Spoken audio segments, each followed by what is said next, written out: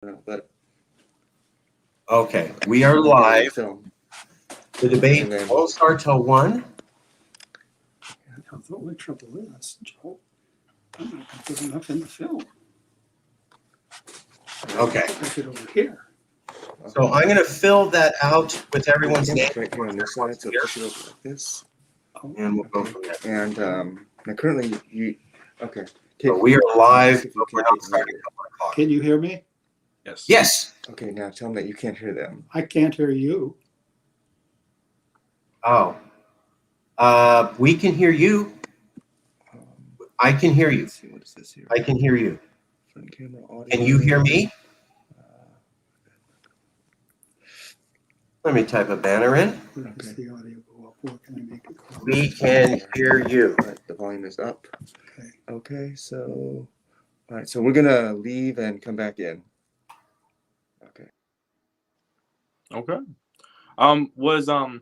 Was Professor Hanink, wasn't he the American Solidarity Party candidate? Yes. Yes, he was. Knew it. All right.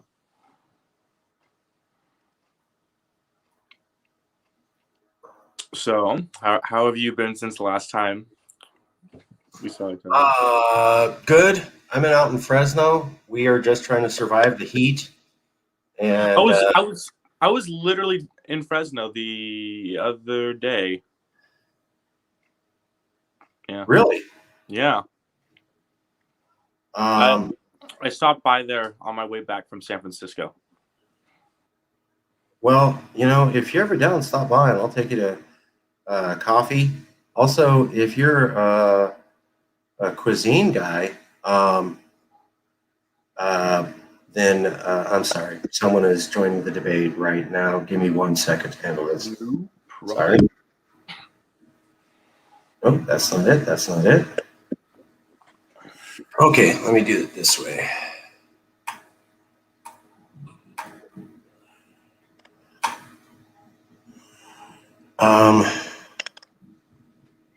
Yes, hello. Hey, Marcus, this is Louis Wong. Louis Wong, hey, I just saw your email and I am I'm just going to email you a link right now. I saw you call. And what is your email? Is Louis at Louis Wong for Irvine? With the M. All right, give me 1 second. Let me I'm double check. sorry. No. That's my personal email. I confuse it with the other one.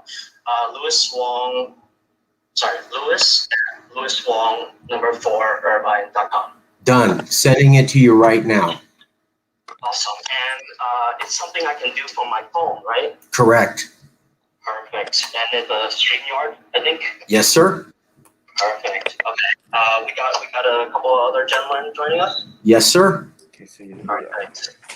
It's a live stream now, so if you come on it, you can see the other candidates. We're not starting till 1, but we're asking everybody to come in till 1, camera's right here. and then I'll do the mock-up based on this.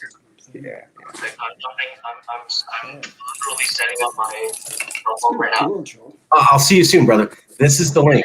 Okay. Okay, great. We got another candidate. Awesome. So I'll be right to the door if you need anything, okay? Make sure this is working. God, right, Marcos, you saw my tech support. Of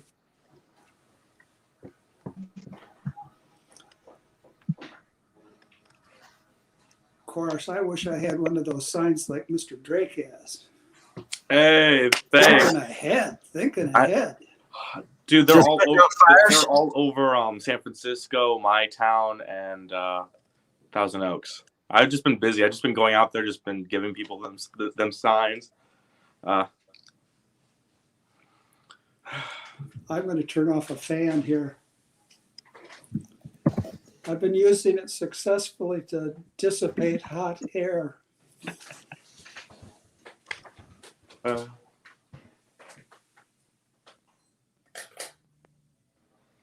what goes that. Actually, I probably should do the site.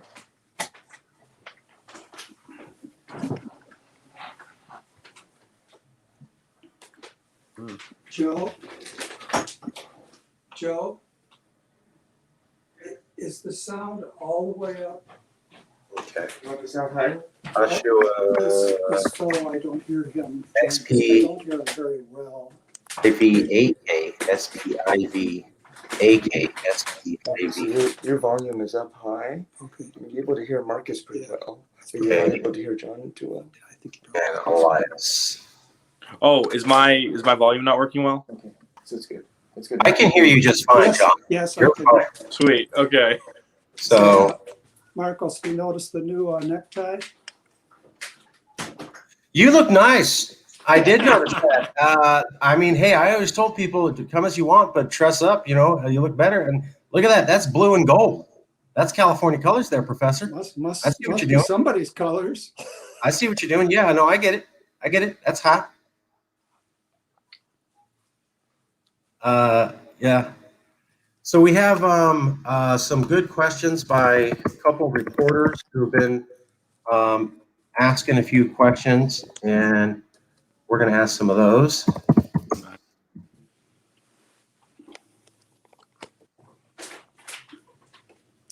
John Drake, you're going to miss out on a lot of background noise that used to come from me. But with tech support from my oldest son, it's a different story today. Oh, Hey. man. People HER. went so far, John, people went so far as to suggest that somebody kept flushing the toilet. That's the kind of scurrilous debates we've been having. That's funny. Wait, how old is your son? That particular son is almost 50. Oh, okay.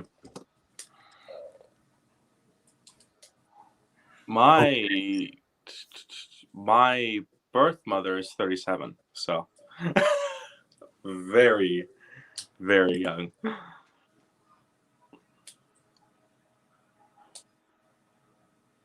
Why, 37, you're halfway to heaven at 37.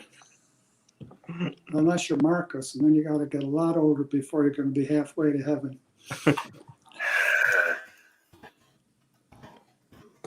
I guess. Can I ask you something, Professor?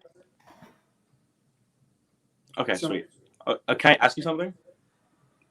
All right. So, back in 2019, I learned about the American Solidarity Party. Oh, I learned about it because I was trying to find what party best suited me. we're the ones. Yeah, and We're it. yeah, Marcus was about to literally, join. it was the party that best suited me. Because I did like a political test, like it was like 300 something questions, and whatever. So, like, what made you join the party, if I may ask? Well, it was the stipend.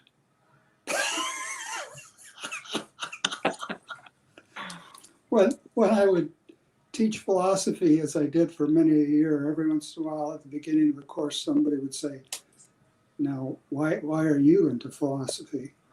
And I'd always say, "For the money." I said I was too nervous to steal and too ashamed to beg. Wow. Well, I have held the core ideas of the party since I was in high school. Insofar as I grew up, it was at the Catholic Worker, and the Catholic Worker has been associated since it started with something called distributism. Since it started, it's been associated with nonviolence. Since it started, it's been associated with community and I guess I could call bridge social capital. And Dorothy Day, who was actually a suffragette, never voted. And they said, "Well, why did you never vote?" And she says, "I haven't found a candidate worth voting for yet." Translation, none of the candidates really represented the position that she held.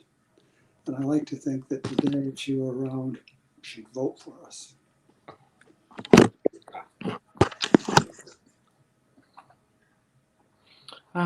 Yeah. No. Yeah, I feel that. Most politicians are begrudgingly elected.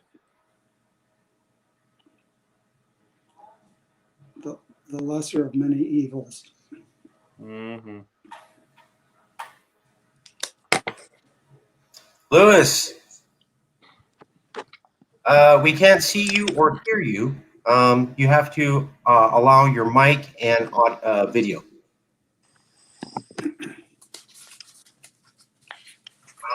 There you go. I'm here. All right, I'm here. nice. We're still Yeah, warming just up. setting up. That got guy's from, Hello, that guy's gentlemen. from Irvine. That guy's from Irvine, where one of my sons graduated 2 years ago. Ask him anything about anteaters. He'll tell you.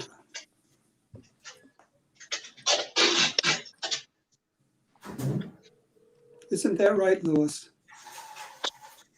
He's in denial.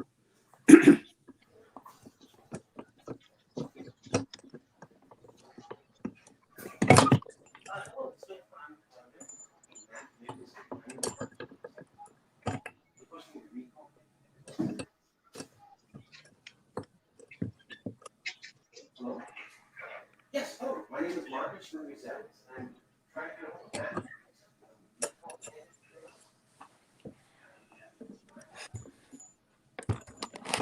Sweet.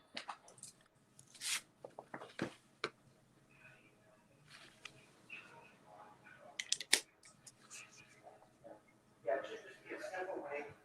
Case thing, all you should have to do is just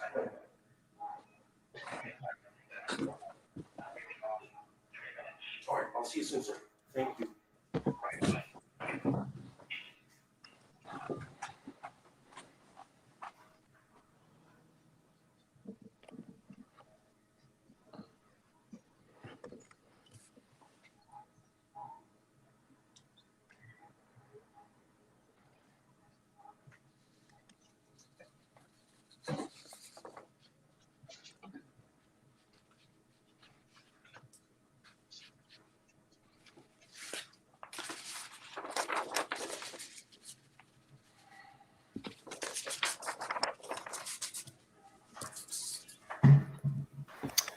All right, we have a few more people coming. We'll just wait a few more minutes. Pardon me while I send out some video.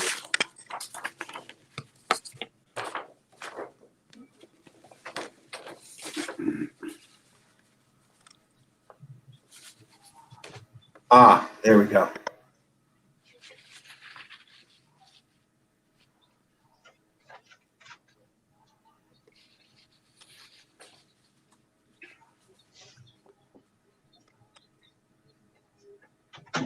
All right. Give me 1 second.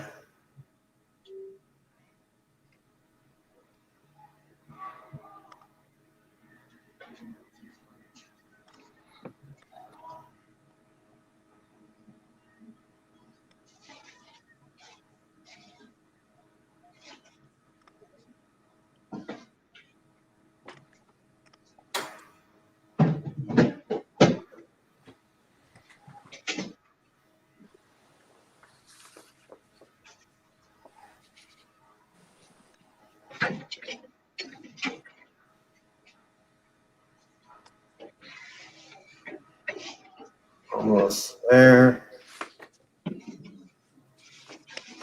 All right.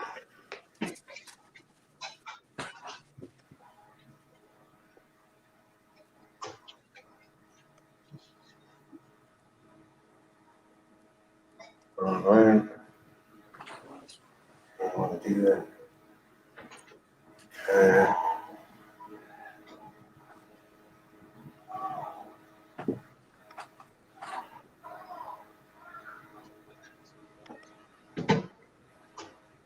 All right. Well, you're here.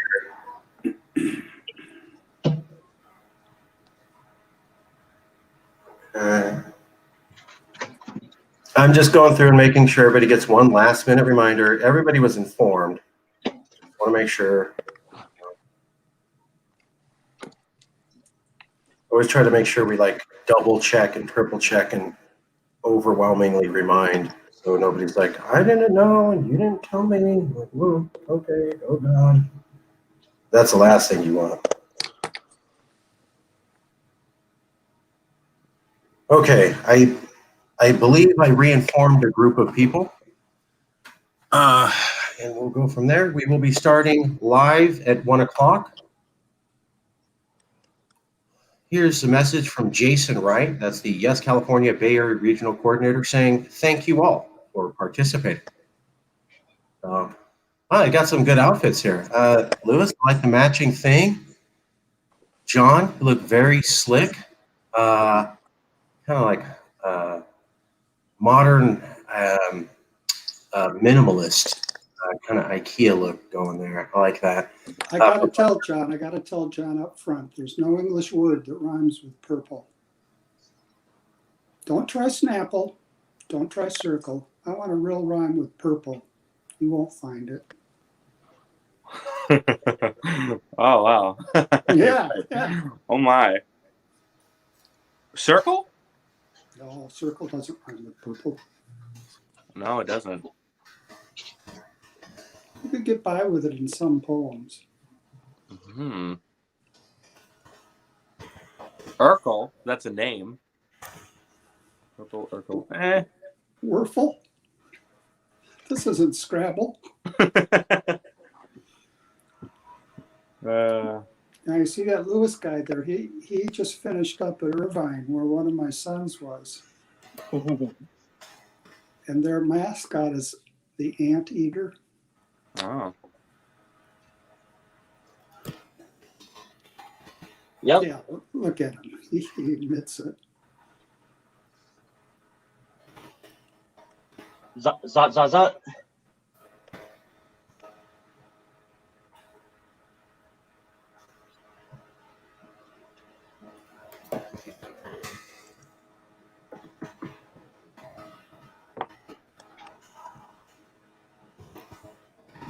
Where's everyone coming from?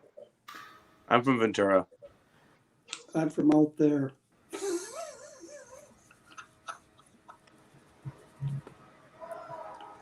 You hear about the petition on Jeff Bezos? 41,000 people have signed a petition saying if he leaves for space, he can't come back. Oh, well, you know what? Honestly, I would. Best of luck to that. I would hope. Can't afford giving his workers a livable wage, but he can definitely afford a trip to space. That's fun. Who gets to keep his billions? I think there are a number of people lined up. Who gets? Okay, good. We're streaming. We're going out live. Everybody has it. We will wait a few more minutes. We will be starting at 1 o'clock sharp. I will walk everybody through the format. We'll do a commercial, then I'll explain the format of the debates, and then we'll launch into the debates, and we will be stopping at 3 p.m. Matt Mickelson should be joining us shortly. I also every candidate, about 20 of them, were invited to this particular forum. It is Father's Day, I will point out. That might be an issue, but they were invited, and whoever shows up, and we will continue to have these events far. Happy Father's Day, everyone. Happy Father's Day, everybody. Thank Happy you. Father's Day. Is anybody a father here other than Hanink?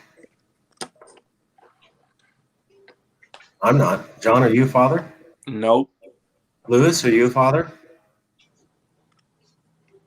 I'm taking that as a no. So, Professor, yeah, I mean, how many kids? You have like 3 kids? 6? 6? Nice. Wow. Every day I say, okay, you 6, go up, pick up sticks. I can't help it. When I first started telling jokes, my wife said, I think you have a brain tumor. Oh, Somebody did an eye roll there. Did you see that eye roll, Marcus? That's pain. Oh, wow. Dr. Wade is here. All right. Frank Henry, can you hear me? Yes, Professor Wade? yes. Can you Great. hear me? 'Hear me? Yes, sir. Yes, I can hear you. Okay. I'm using first names. Just helps me to keep track. I'm going to load everybody's name into a random list generator. I got to warn you, Frank. Marcus has been calling me Bubba. On the list, Frank James.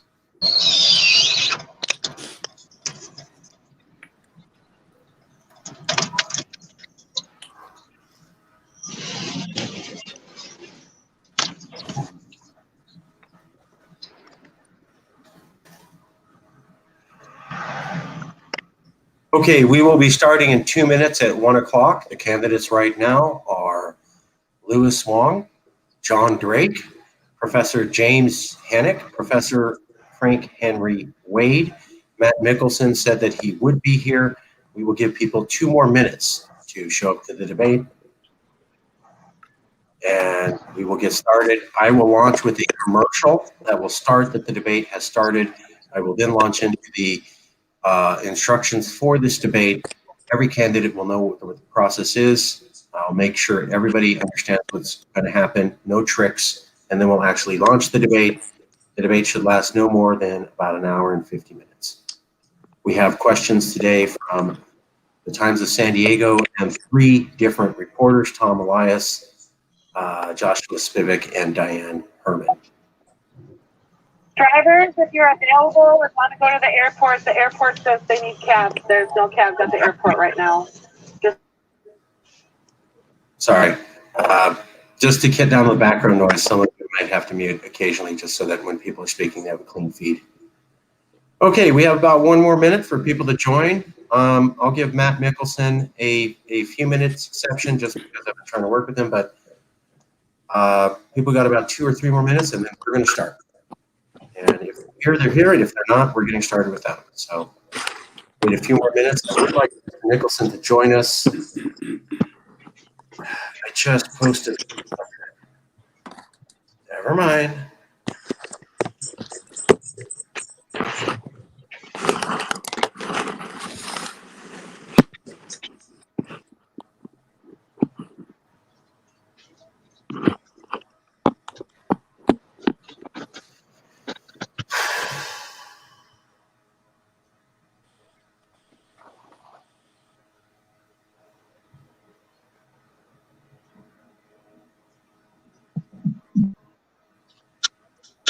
Okay. A few more people joining. I want to give them just a few minutes. Matt Mickelson is here. He'll be joining us. Normally, I would start at 1 because it's Father's Day. I'm going to give a few extra minutes for people to join in. I hope the candidates do not view this as being disrespectful. Just want to make sure everybody gets in here. And I understand trying to keep the schedules afloat on this holiday and make time for the debate. Matt Mickelson was just here, so he is here on time, but he's trying to log back in. As we all know, there's some tech issues we deal with. So I'm going to mark Matt Mickelson as. Oh, there you are, Matt Mickelson. How can you hear us? I can hear you. Can you hear me? Yes. Very good. Real quick test. I'm going to call your name. Just say a few words. Just so everyone can hear it, just confirm everybody can hear each other. John. Up. James. Jim. Matt. I hear you. Frank.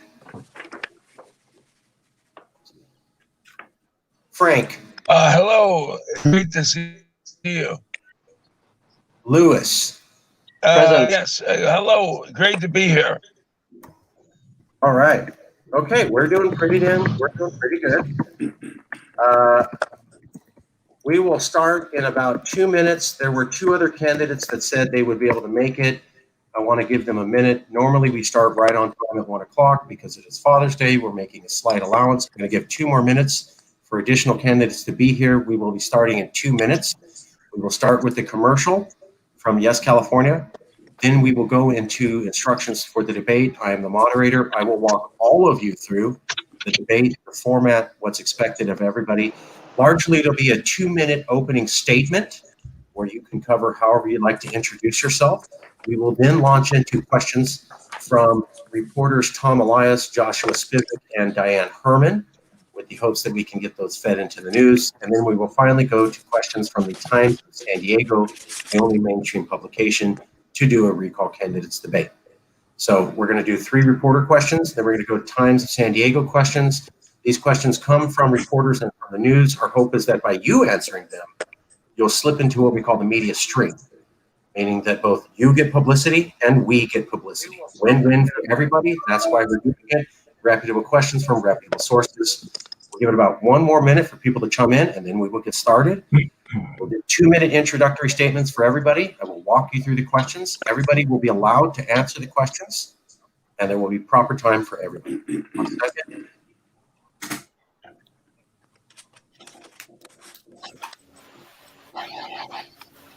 Okay, we're going to get 1 more minute for any other candidates to show up, and I will get started with the commercial, and we will get going.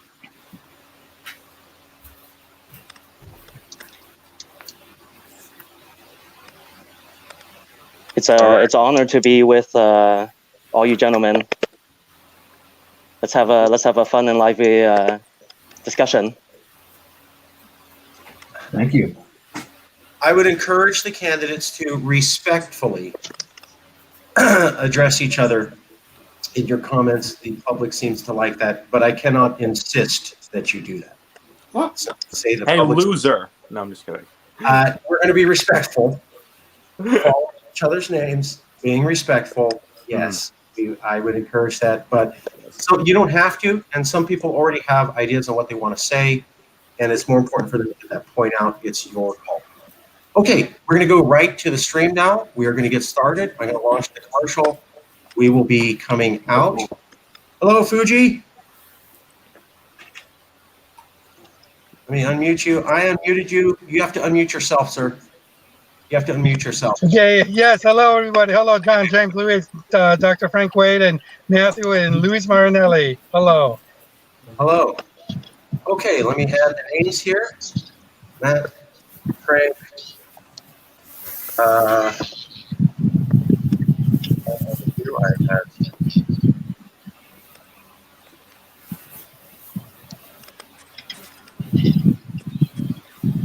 okay. Let me mute everybody just to get the reverb off. I'm sorry. It's hard for me to tell who's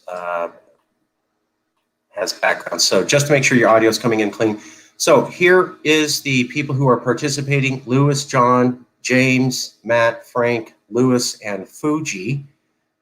Give me 1 second here to load this into the random number generator, which is how we are going to pick the order of the candidates. I don't even have any power over this. Only you do.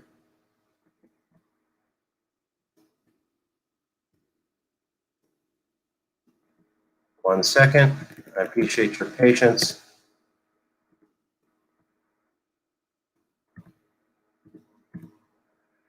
Okay, and all right. The order that the candidates are going to be asked questions is based upon this.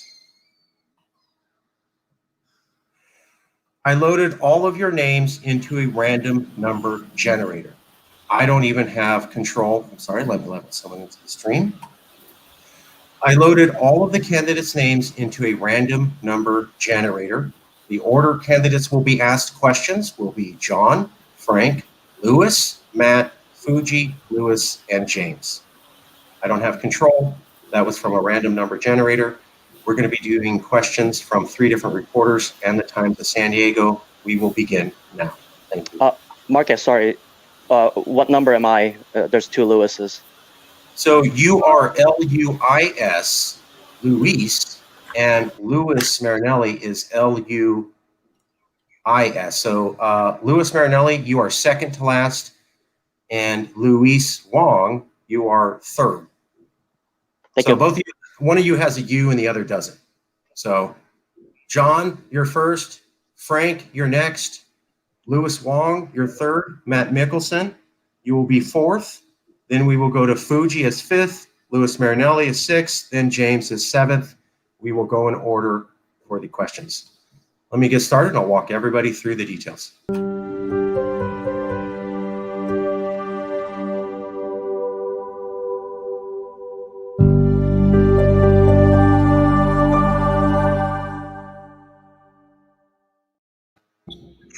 Thank you for being here. This is the seventh in our series of recall candidate debates hosted by us here at Guests. We are proud to do this. Give me 1 second to mute all microphones so there's no reverb. I apologize. Hello and welcome to the recall candidate debates. We've had 7 of these. We are proud to do these. We are in contact or are participating with half of the declared candidates for the 2021 recall candidate debates. We've also done internal surveys of all candidates, and about 99% of them have said that we were fair. Recently, we were able to get these debates listed on Wikipedia, and I would encourage everybody to look at the 2021 gubernatorial recall election on Wikipedia. You will find that there are more liberals participating in this debate than conservatives, which contradicts the mainstream media narrative. Draw your own conclusions.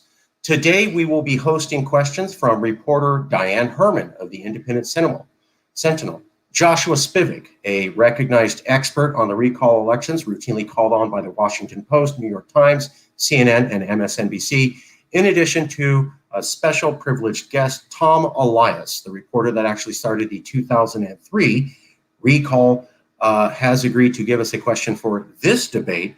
And Mr. Elias has now agreed to host a debate with Yes California when the conditions by Secretary of State Weber are released for the filing fee. Tom Elias, the person who helped get the 2003 recall election going, will be hosting recall candidate debates with Yes California and confirmed yesterday that he would do that. He will only be participating in the debate for people who have paid the $4,000 filing fee. So it'll be a bump up in recognition for everybody, and you can be tied to the guy who started the 2003 one. Yes, he confirmed on doing that, and we are proud to bring that to you.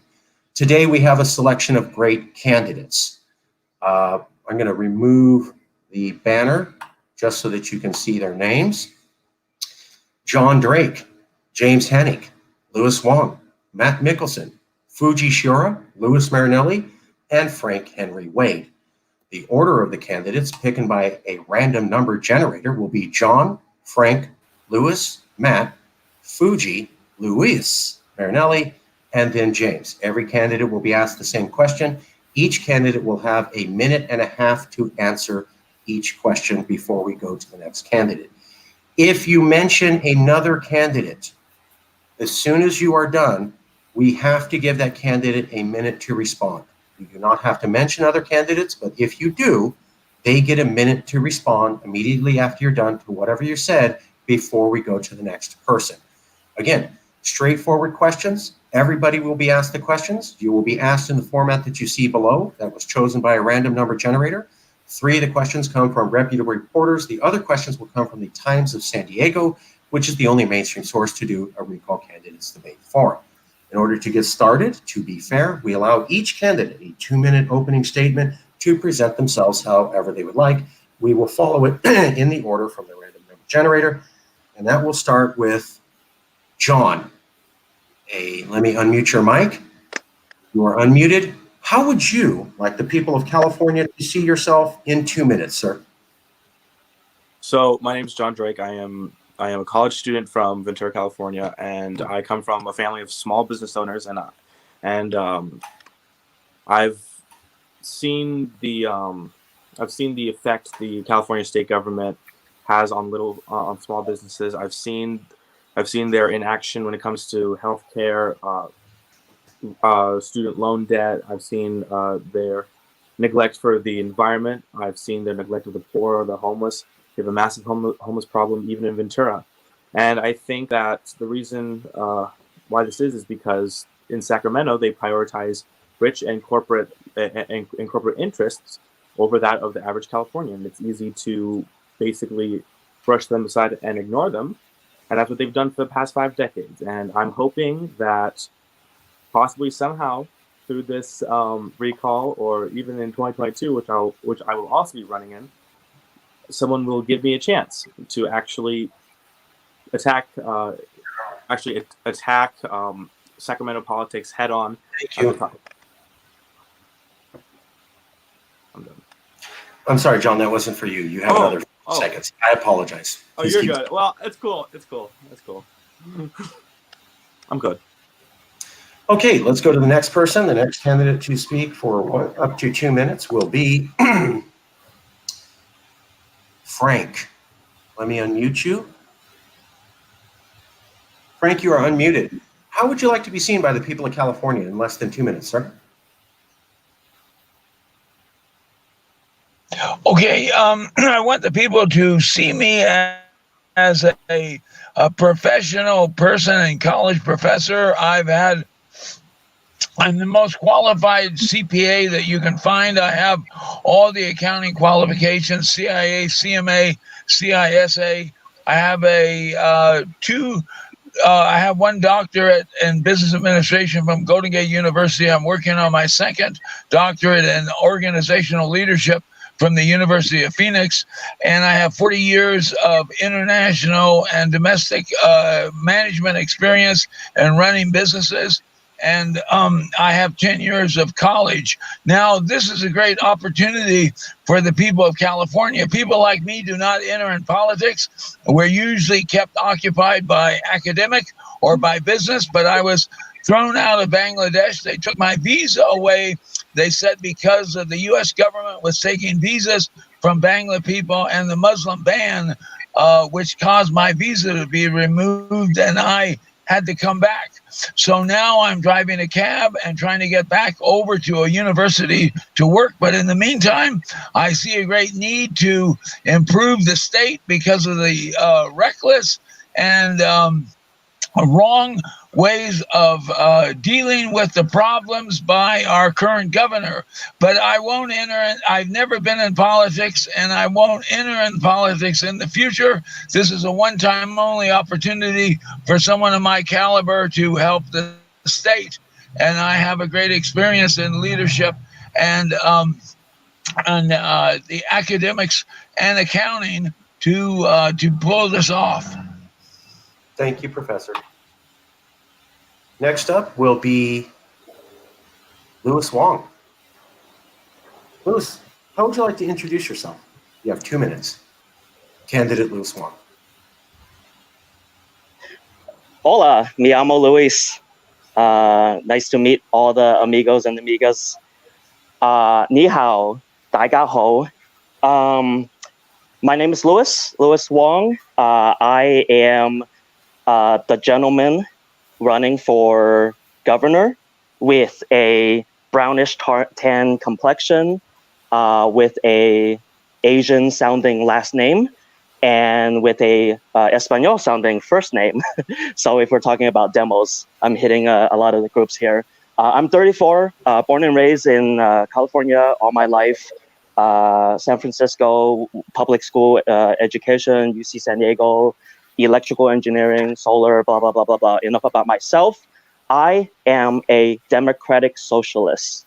I am inspired by Bernie Sanders. I am inspired by everything that socialism stands for. I am inspired by all the socialist policies because at the end of the day, it is very simple.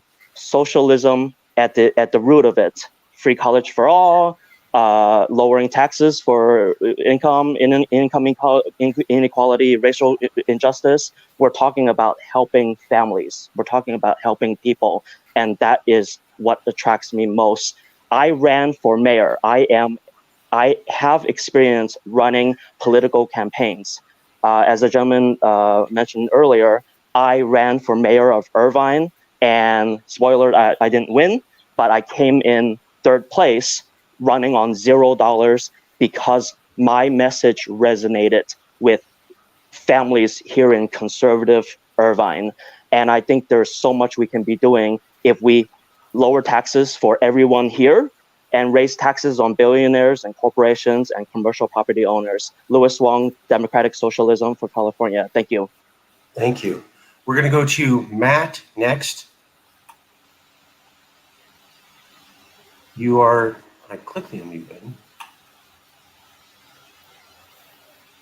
You should be unmuted. Are you unmuted, Matt Mickelson? Matt Mickelson? The button is unresponsive, and Matt Mickelson's feed is unresponsive. We will come back to him. I'm sure he will rejoin the feed. We're going to go now to Fuji. Fuji, please introduce yourself Yes. to the audience for 2 minutes. Hello, hola, shalom, salam, konnichiwa, namaste, ni hao. And my name is Fuji, F-U-J-I. Family, unity, justice, integrity. There's a lot of people running, and I'm so proud to be here with talented candidates. And now more than ever, we need choices, and I'm one of your choices. And so are Louis Marinelli and John Drake and Professor Wade and Louis Wong and Professor Hanink. These are amazing people. And Matthew, I can't last name. It's amazing when we have more choices. When we have more choices, it's important. And I'm dedicated to be your next governor to make sure one of my top priorities is to have election integrity. That means confronting voter suppression, voter disenfranchisement that has existed for many, many decades in many different forms. I have a background in technology. I'm also believe in school of choice. I'm also your pro-life candidate. I have a campaign website called www.governor.life. I'm a pro-life candidate because it's a moral issue for me. But likewise, just as important, I understand what's important on our domestic policies as well as foreign policy that has a direct impact on the quality of life. Now more than ever, as you can see, I'm ready to get the job done. I'm out here handing out cards, meeting people, and really debating and sharing ideas.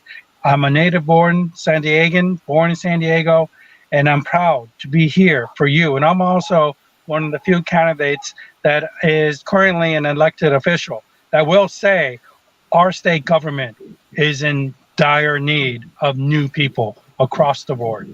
Thank you. Thank you.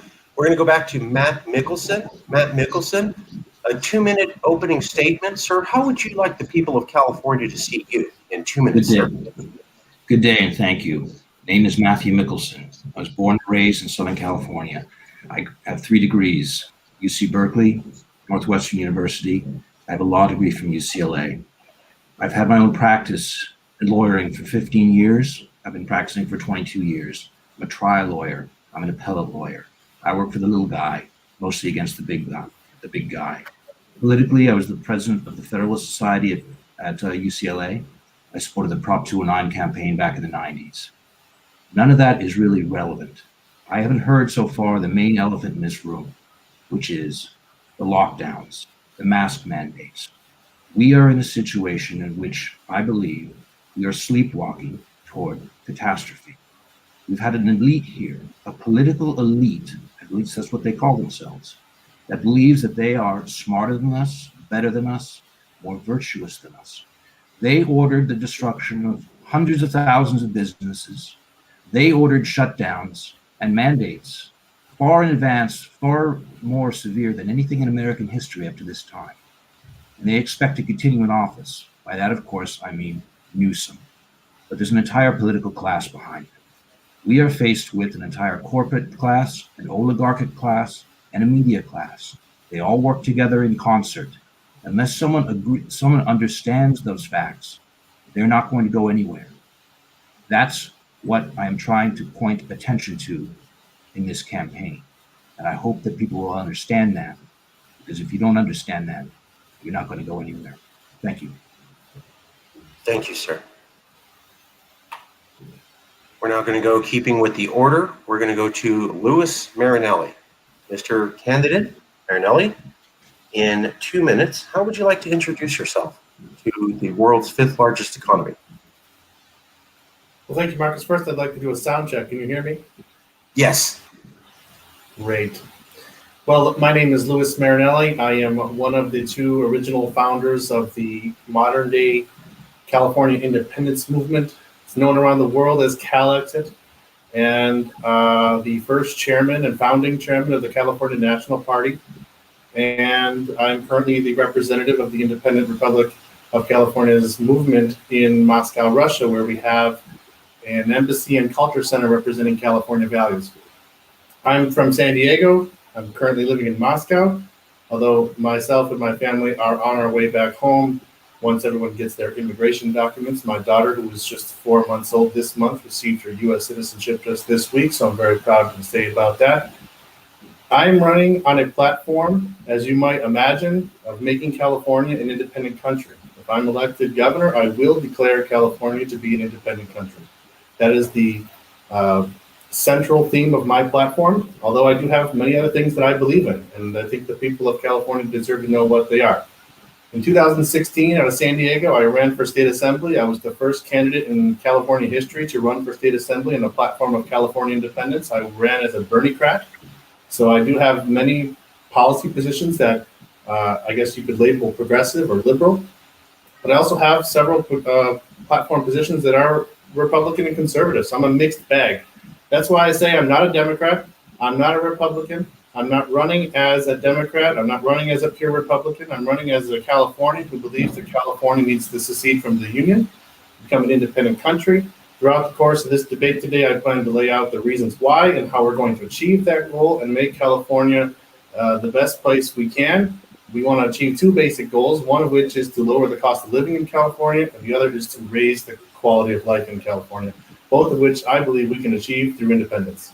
You can visit my website at calexitgovernor.com. Thank you.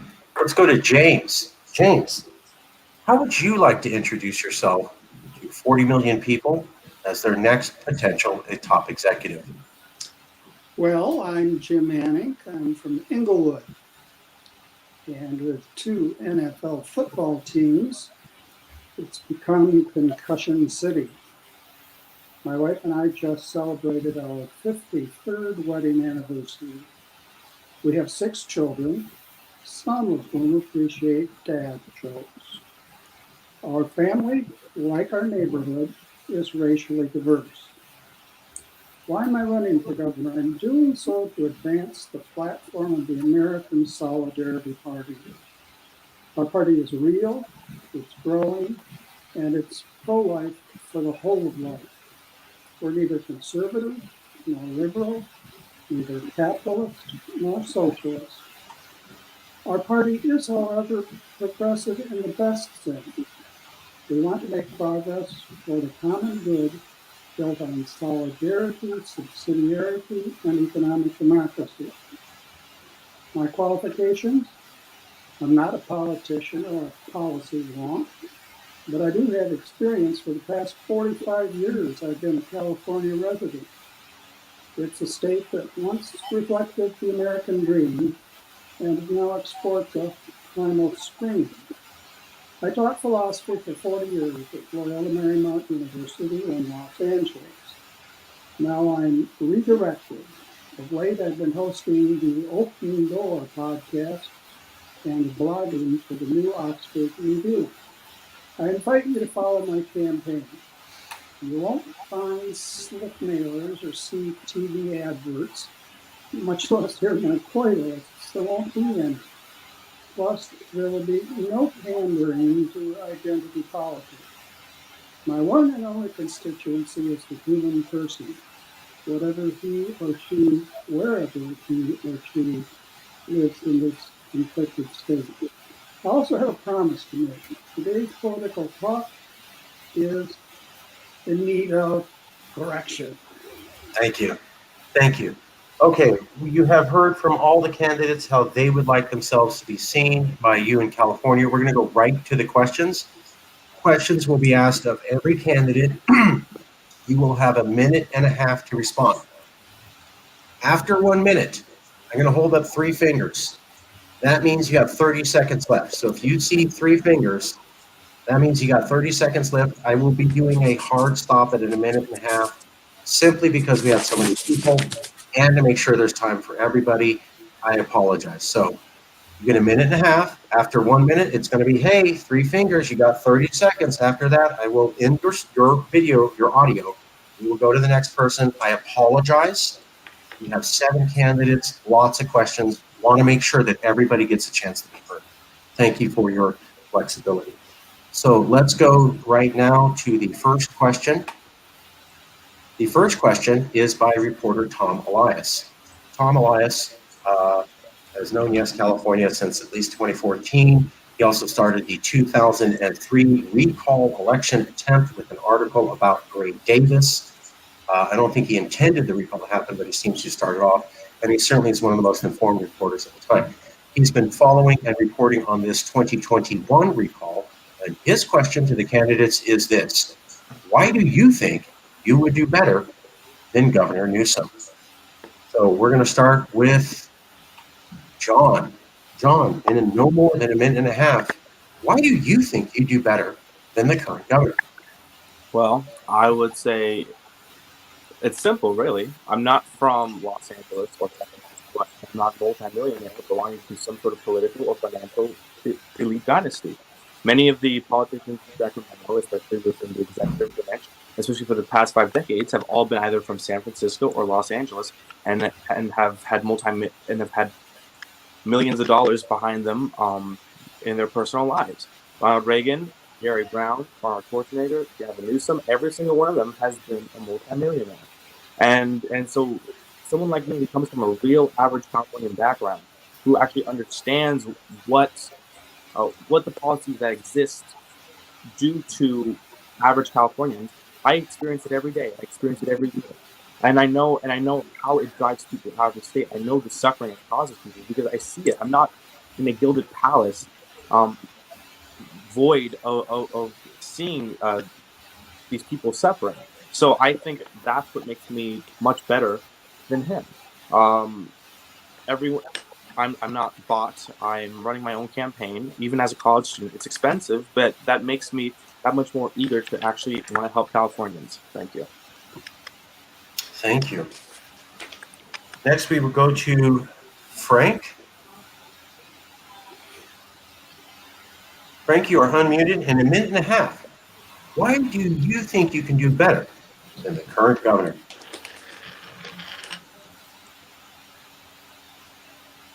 Frank, Right. that's a question. Well, the big thing is that I'm from a working class family. My parents were workers. My dad was 45 years the manager of a mortuary in San Francisco. My mom was 40 years teaching kindergarten in the San Francisco public schools. I identify with the majority of the people in the state. I'm not an elite. Mr. Gavin Newsom is an elite. He doesn't have the money, but he's been bankrolled by the 6 major families of San Francisco in his enterprises, then restaurants and bars that he opened, and all of his campaigns. He's never had to work a day of his life. He is the Marie Antoinette of California politics. He danced at the French restaurant while the rest of us starved and suffered out here, having the businesses destroyed by earlier. We talked, Mr. Mickelson talked about an elite class. I don't believe there's an elite class. I just believe that Gavin Newsom is the elite. The other ones, I know Dianne Feinstein was a 3-time loser for mayor. She is not an elitist. Nancy Pelosi came from a working class family. As her dear father was the squeaky clean mayor of Baltimore. Thank you, Matt. Thank you, Matt. I apologize. We have to keep it to a minute and a half to make sure everybody gets the same amount of time. Thank you, Matt. That question is going to be now going to, sorry, 1 second, reset.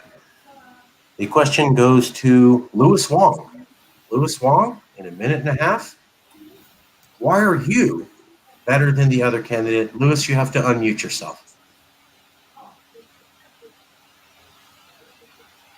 Louis, you have to unmute yourself. Louis Wong, you have to unmute yourself to answer. Okay, Louis Wong, in a minute and a half, why do you think you could do better than Gavin? That was an amazing answer. Yeah, I wanted to acknowledge. I love the passion of the previous answer. Here's my answer.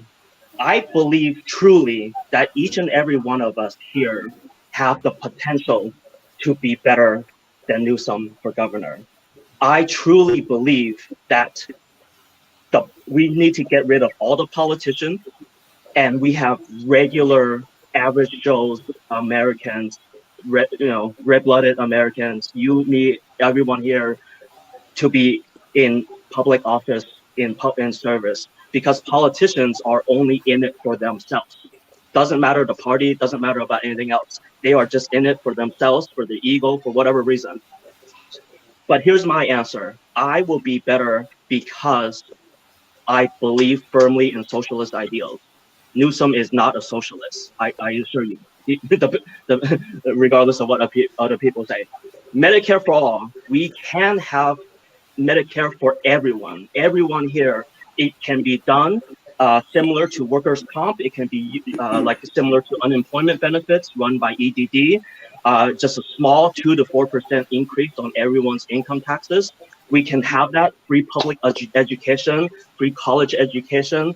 Let's increase the minimum wage. Let's increase taxes on corporations and billionaires and the really wealthy. We can do a lot of amazing things. Thank you so much. Louis Wong. Thank you. We're going to go to Matt Mickelson. Matt Mickelson, in a minute and a half, why do you think you could do better than Governor Newsom? That is the question from reporter Tom Elias, who was tied to the 2003 recall. Matt Mickelson. Thank you. It would take days to explain all the things that Newsom has done wrong and the things that have gone wrong in this state.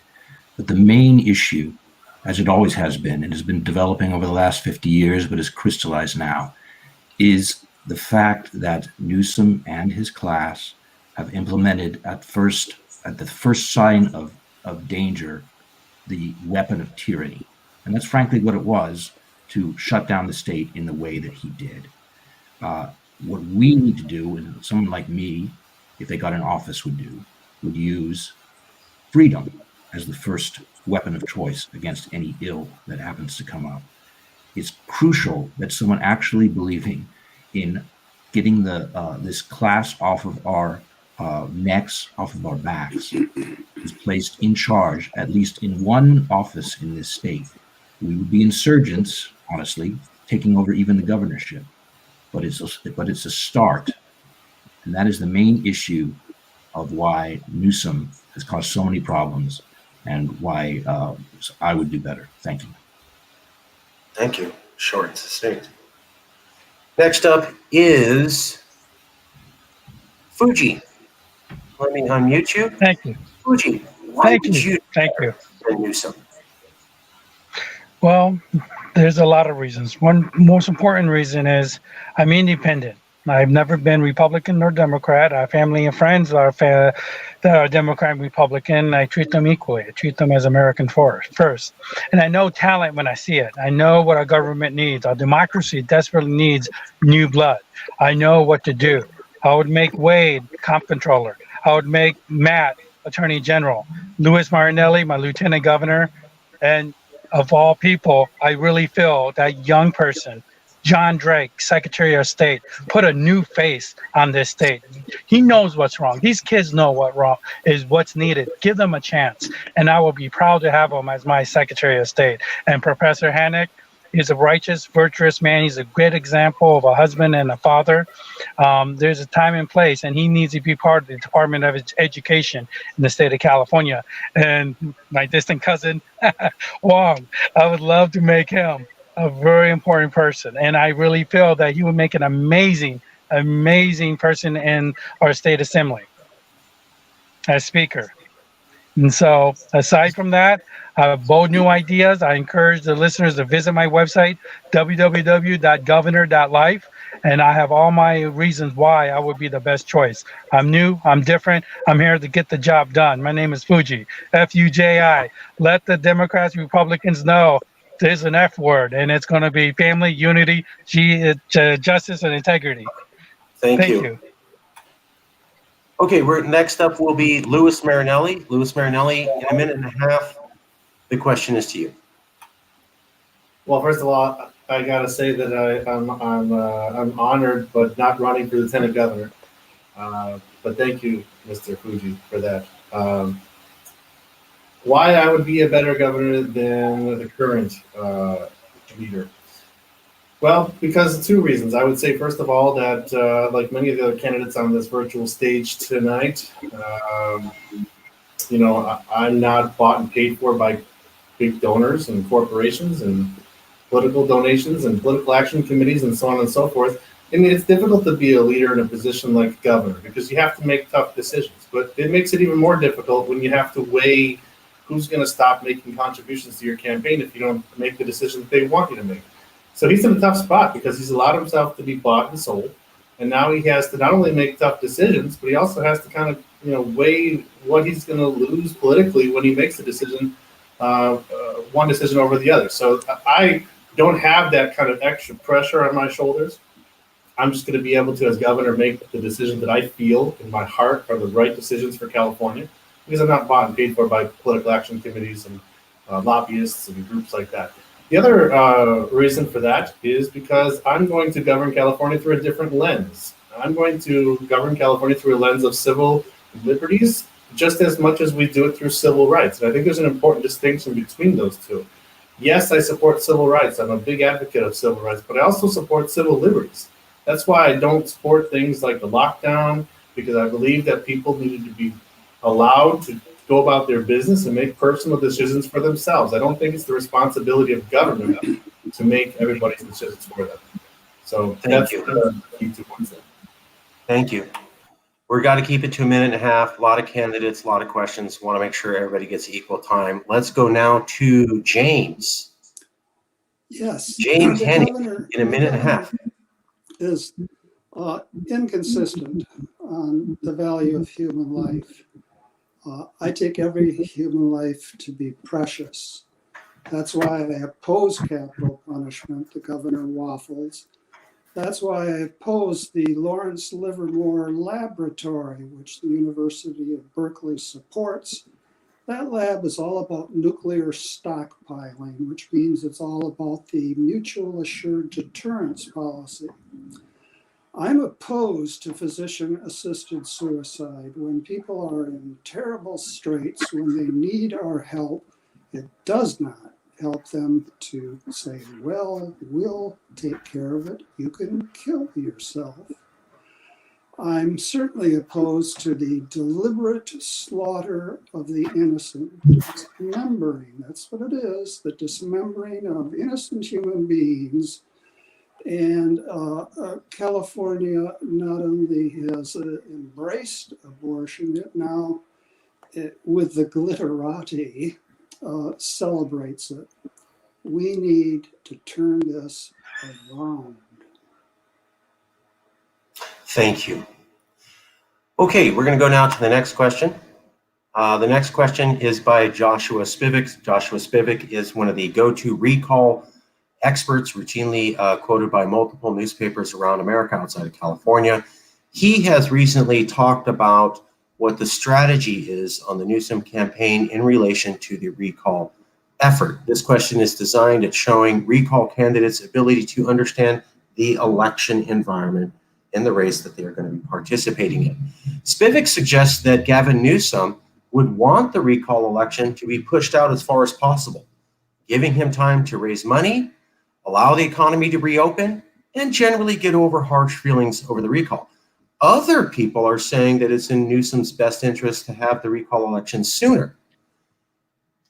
What do you think the governor wants, and what would be better for the governor, to have the recall election sooner or later?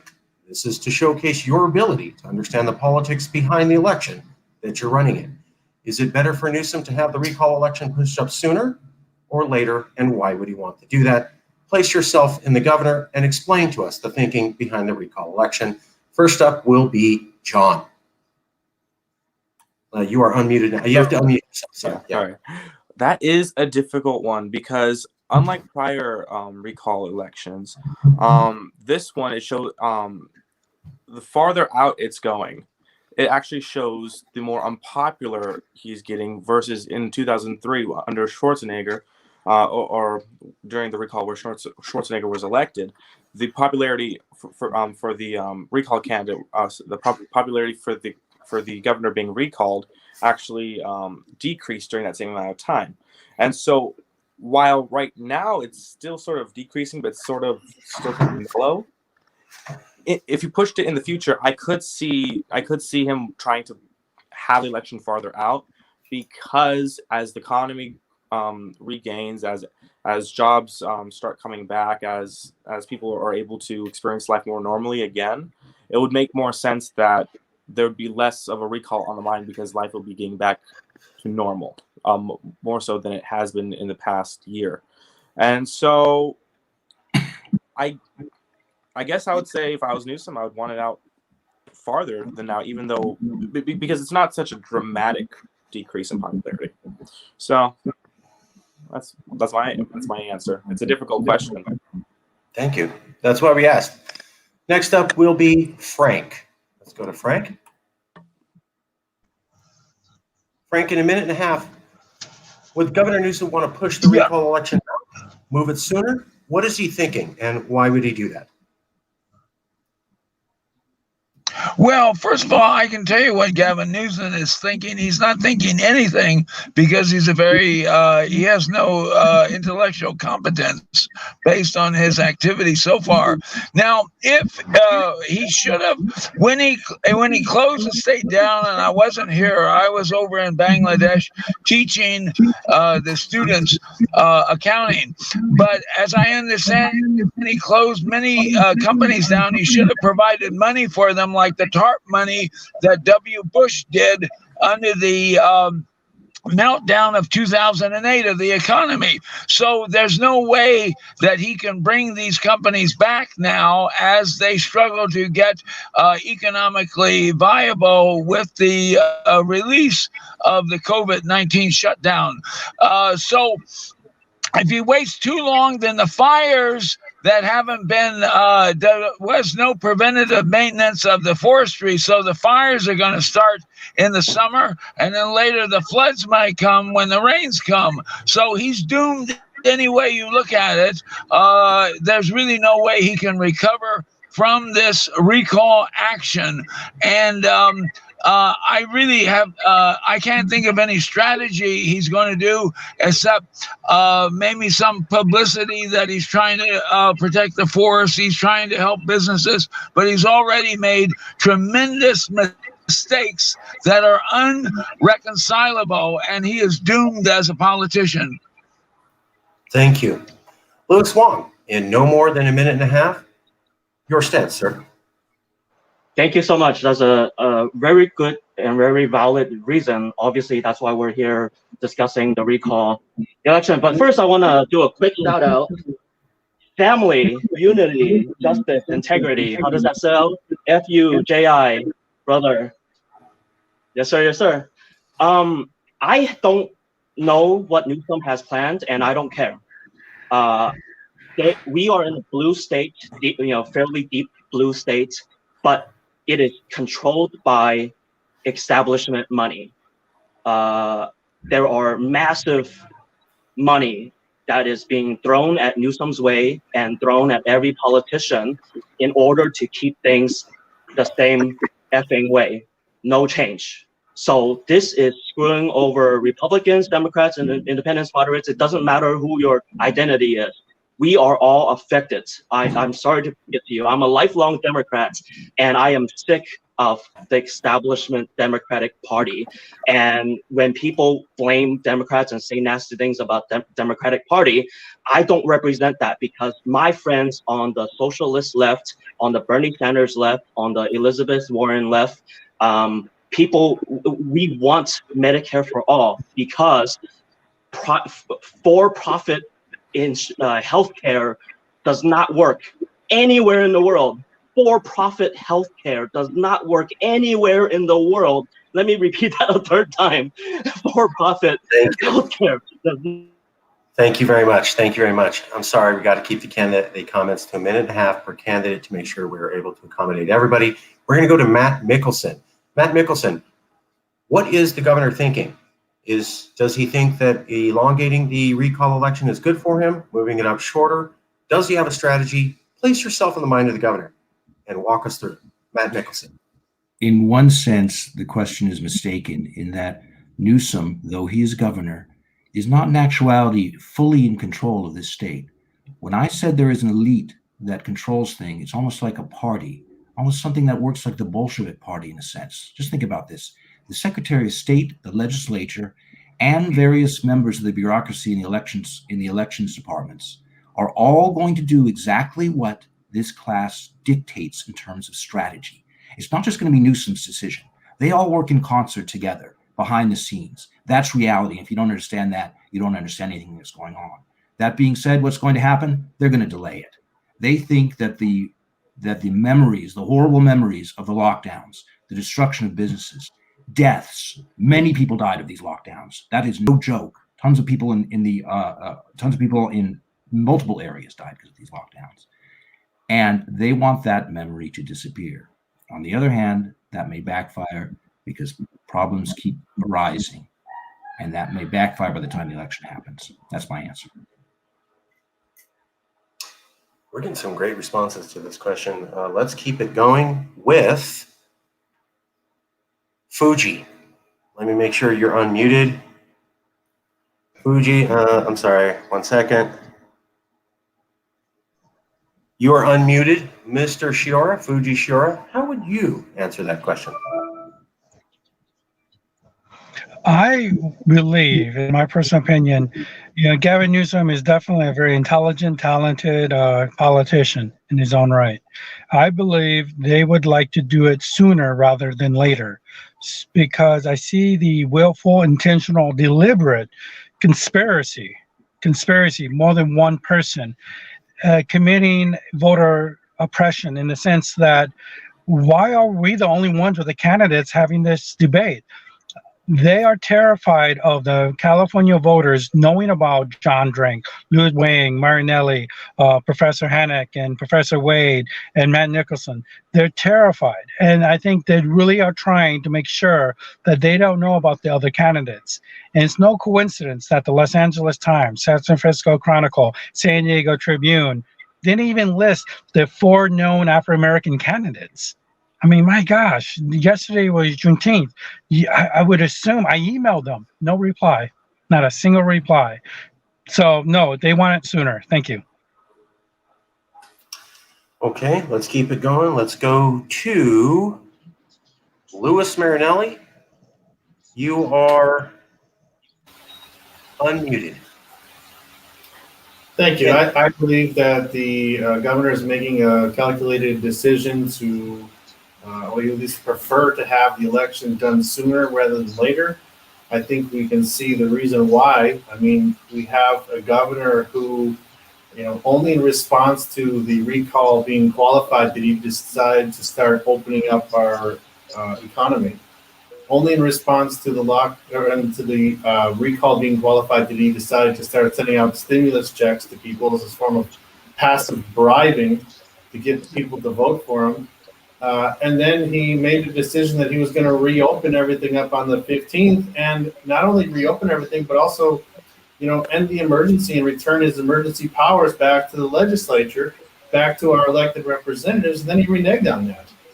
So here we have a situation where the governor has tasted power, doesn't want to give it back, and he's kind of pulled it over one time where he said, well, we're going to reopen on the 15th, but I'm going to maintain my emergency powers.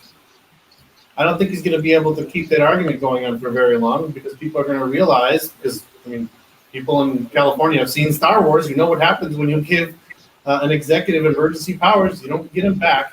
And so I think that they're going to make the calculated decision that we need to move on this now so that we can get it over with. And then Gavin Newsom can continue with his, growth as a dictator in California and maintain his control on all of our lives with his emergency powers. Thank you. James, the question is to you. And the question is, again, it's kind of shifted, hasn't it? I'm sorry? The question is, again, because it seems to have kind of shifted so far in the discussion. I'm sorry. So the question is, Does Gavin Newsom want the recall election to happen sooner or later? And put yourself in the mind of the governor. What is he thinking? And what is his strategy related to the recall election? This is your chance to show the voters that you understand the environment that you're campaigning in. Well, I think in some respects the governor is inscrutable. After all, he sends me an email every day asking for a $3 donation. I don't know what that will do for him. Perhaps he's scraping the bottom of the barrel. But now, to be focused, I think the governor is going to overcome the recall. I think that what's really crucial is that we speak clearly during this process of the recall. The whole question of the role of money, of course, is pivotal. I think money distorts politics terribly. But ¿quién tiene la culpa? Why is it that we allow ourselves to be suckered by this constant money-fueled propaganda? Have we no independent mind?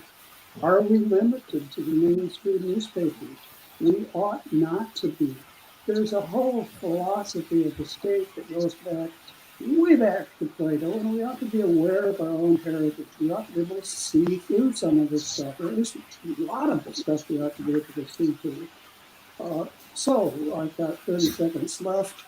What should we do? We should blow the whistle on Newsom, blow the whistle on money in politics, and stop falling for this stuff. Good grief. Okay, thank you very much. We're going to go to our last question from reporters, Diane Herman. Diane Herman has lived in California. She's covered this. She's a reporter for an East Coast newspaper.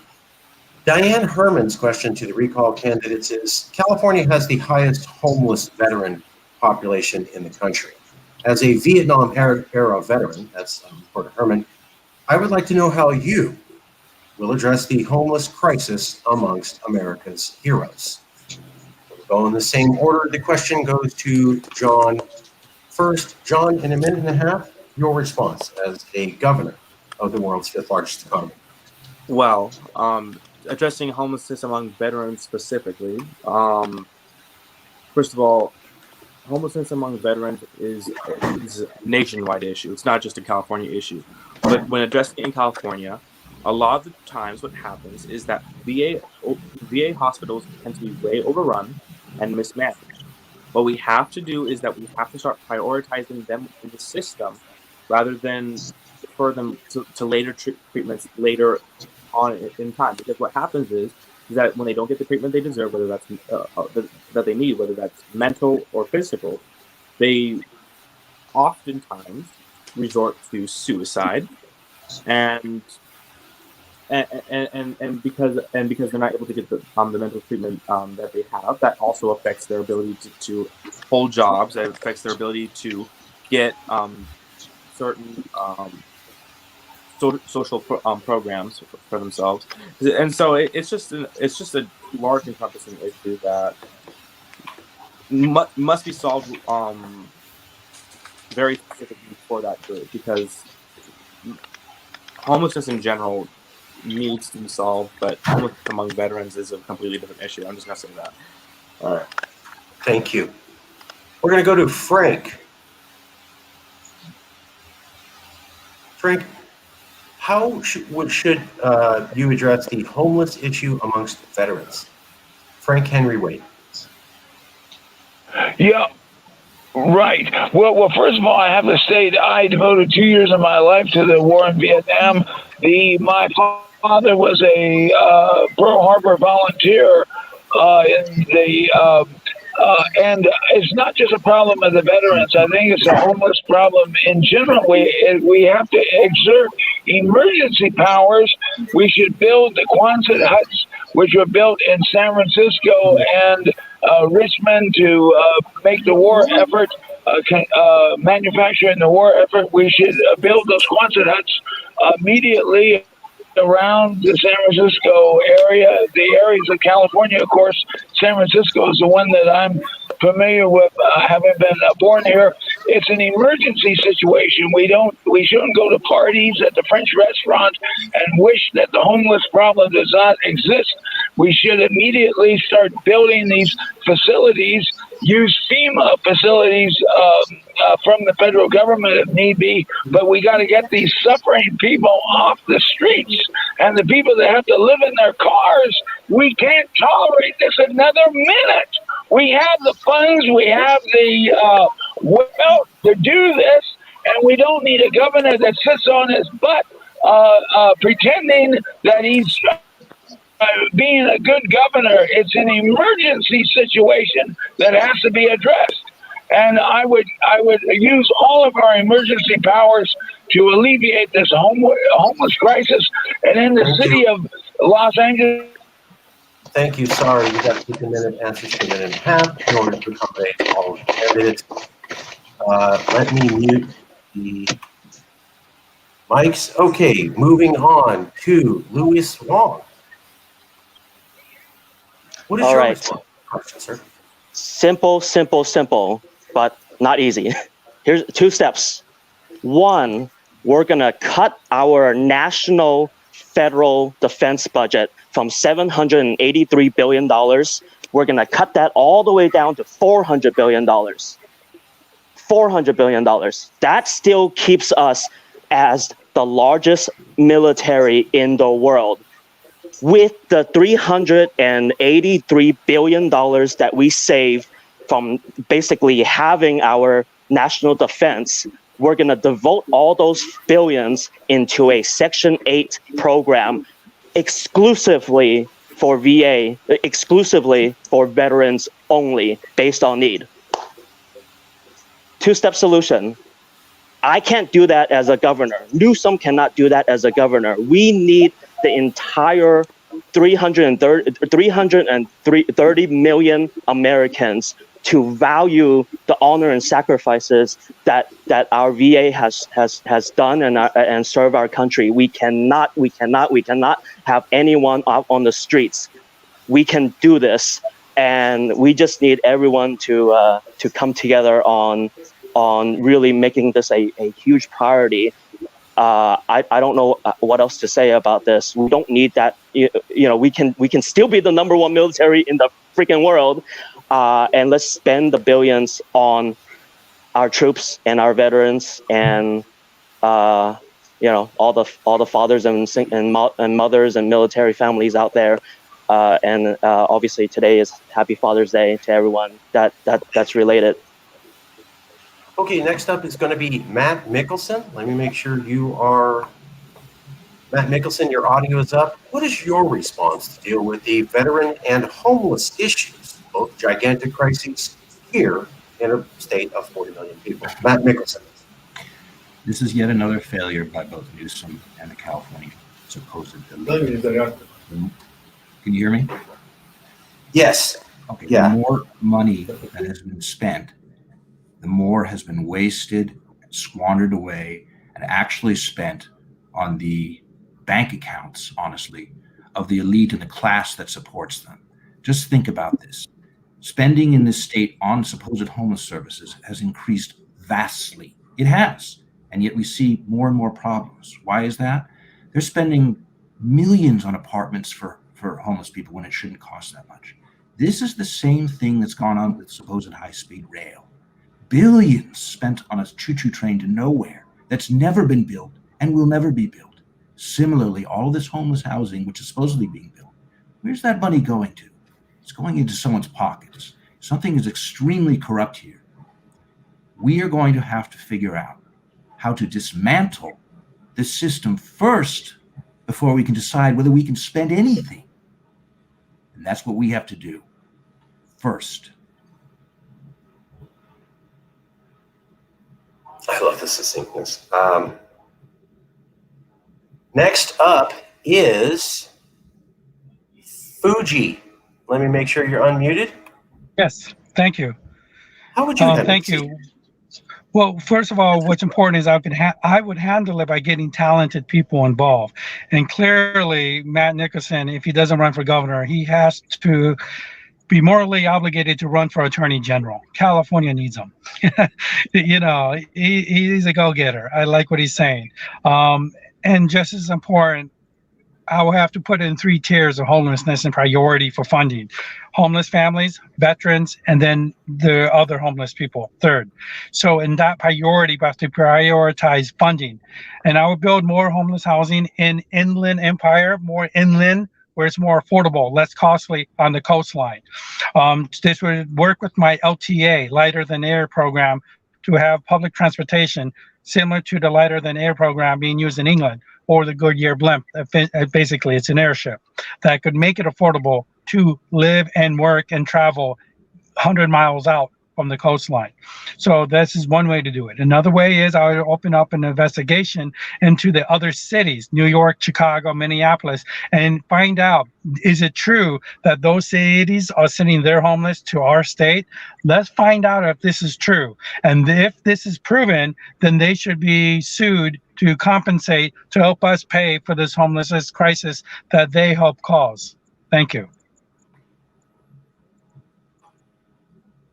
Thank you, Fuji.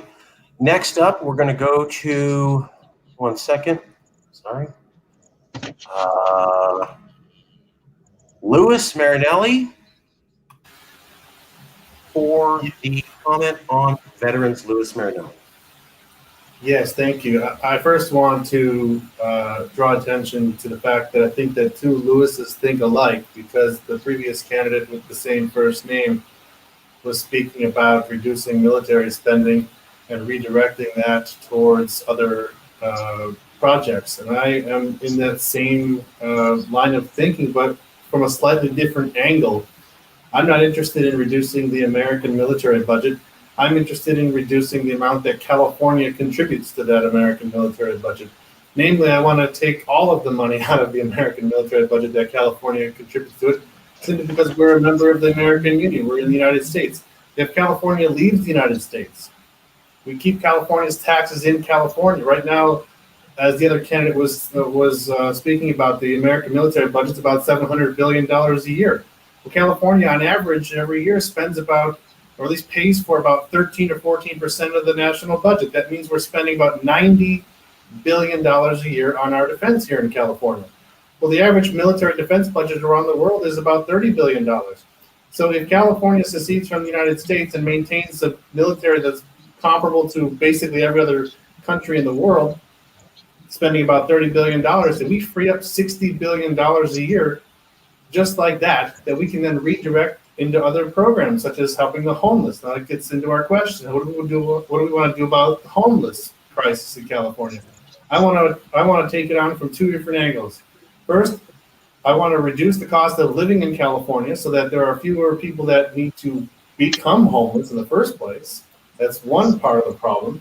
And the other part of the problem is I want to give salaries and shelter to those who are homeless now in exchange for their work. What kind of work? If they want to voluntarily join a work program, they will be given salaries and shelter in exchange for community beautification programs, helping us clean out the dry brush from forests and things of that nature. We're going to get jobs and shelter for the people. I apologize, just trying to be fair to all candidates, keep an average amount of time per candidate. Next up is James, same question. Yes, first on veteran heroes. My dad was a veteran hero. He was all over the world during World War II. He was in D-Day, and even though he died in his 80s, he made it a point to have an American flag on his casket. I certainly respected him, and he certainly respected me. When during the Vietnam War, which I take to be a manifestly unjust war, I returned my draft card. He certainly respected me. Now, in terms of the homeless, whether they're veterans or not veterans, first thing we've got to do is each and every one of us come out of our cocoons and personally speak to homeless people. Get to know at least a few of them. In this respect, I much regard the work of Steve Lopez on the LA Times. We have to know these people. And among other things, in coming to know them, we will know how terrible meth addiction is. There's a lot of glorification of drug use. Meth kills, and we need to aggressively break up major distribution centers of meth. Thank you. John, were you mentioned specifically in that comment? Oh, no. I was wondering if I could like respond to things or no. Is that we're not doing that? I will give you a minute to respond, and we will allow every other candidate a minute to respond. 1 minute to John, and an additional minute to every candidate, starting with John. So what I think we have to do is that we have to attack this from a realistic perspective at this point. We have to stop dreaming and start thinking. So right now, when addressing the homeless issue, we have to understand that it's not just housing; it's mental health, it's addiction, and all those things. What we have to do in order to fund that is that we can't defund the military because that's not within our ability to do that as a state. What we have to do is that we have to defund failed projects and reallocate those funds into housing, to mental health, into physical health, into addiction treatment, and into jobs building incentive programs. That's what we have to do. We can't keep putting dream solutions where realistic solutions should be, because that's why we're in the mess we're in at this point.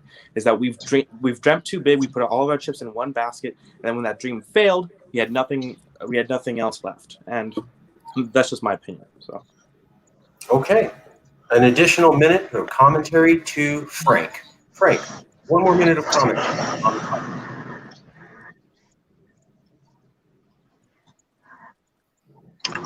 Frank, okay, thank you. Well, first of all, I have to tell you that I've gotten a communication from my students in Bangladesh. Can you hear me? Yes, yeah, we can. I got a communication from my students in Bangladesh that are watching this. So, hello, North South University in Dhaka. The point is that we haven't touched on the problem of dealing with the drug addicts in our city and the mental illness, and I propose that we bring back the mental institutions that were closed down by the Brown and Reagan era. That we have to bring these people that need aid into mental institutions, and we have to step up the support of our local police in order to keep the areas of the city where there's a lot of homeless crime-free, because in sections of San Francisco, it's actually the crime is so high, it's unsafe, and the police have been hampered by the local laws that make it difficult to enforce the security. And basically, I also support a free arbitration courts for labor and civil disputes. Thank and you. more tax credits. Okay, thank you. We're going to go now to a minute response from Louis Wong. 1 minute response, sir. Yeah, I'm hearing some good stuff. I believe that was Dr. Frank, Dr. Wei Frank. Mental health institutions, and also Mr. John Drake also mentioned mental health. 100% in agreement. Again, I'm going to jump back to my central issue: Medicare for all. Medicare for all will fund mental health. 100%. 100%. Dental, vision. 100%. Psychiatric treatments. 100%. Single payer is my solution. It's Bernie Sanders' solution. A lot of people are lots of socialist countries like Sweden and the UK with the NHS system, China, Hong Kong, Japan, Korea. So many countries have socialist healthcare programs, and it works because everyone invests in it and everyone wants the best doctors. Thank you. Sorry, we have a lot of questions, a lot of candidates. We're going to go next to Matt Mickelson. An additional minute of commentary. Most candidates are choosing to talk about the homeless crisis. You can spin it on whatever you would like, sir. Matt Mickelson. I think, again, that I'm sorry I'm coming from this 30,000 feet up high perspective, but just think about this. if we ask the question, why is so much supposedly being spent and so many people supposedly being hired for the homeless problem, along with many other problems, and yet the problem just seems to get worse and worse? Once we ask that question, we start realizing that that the solution doesn't rely on doing the same thing over and over again. I'm sure everybody here has great ideas about what to do. Some of them have been undertaken, some have not. But for some reason, they are not getting through. Whoever gets elected governor should shine as bright as possible light on what's going on and open it up to the public entirely. Otherwise, we're just not going to get anywhere. I'm sorry to say that. And I think that's the truth. But thank you, everybody else, for their responses. Next up will be Fuji. Fuji, Thank minute you. of additional response. Yes, and I think what Louis Wong and Wang said and Mike Nixon are interesting. I think what Matt Nicholson is saying, Einstein said it best: if you keep doing the same thing over and over again, expecting a different result, it's a form of insanity. We definitely have to do something different. And also going back to my distant cousin Louis Wang, a universal healthcare. What does that mean? It means a healthier workforce is a more productive workforce. In these countries that have universal health care, there's less homelessness. That's something to take note and a lesson to learn from. So yes, and definitely also, I want to know more about John Drake. He's the youngest one here. I think it should be, yes, California should do an hour interview with him so the other young college kids could be made well aware of other kids running. It's so important to get young people involved, because whatever good deeds or mistakes that our generation will make, the young people like John Drake will inherit. So it's important. I would like to see, yes, California do an hour interview. Thank you. Louis Marinelli, an additional minute of response. You could talk about homelessness or anything else you would like to that the other candidates have mentioned. Louis Marinelli. Well, I'll try to pick up where I left off. We were talking about, in this campaign, we're supporting a shelter and jobs program for the homeless. We want to have, those who want a job, we can give them a state job that will send them in crews around our communities and work on community improvement and beautification programs and projects to make our communities more beautiful, basically speaking. So it's an investment we're going to make in the homeless population, but we're going to get something directly from that investment. Not only are we going to get the homeless into homes, ideally, we're also going to have a more beautiful community in which we all live. In addition to the community beautification programs and projects that can be sent out into our forest to help clean out the dry brush, that helps and provides service to the people of California and reducing the risk and severity of forest fires. So I think there's a lot of things that we can do in terms of this program, this work for the homeless program that I have in my website, calexitgovernor.com. Thank you.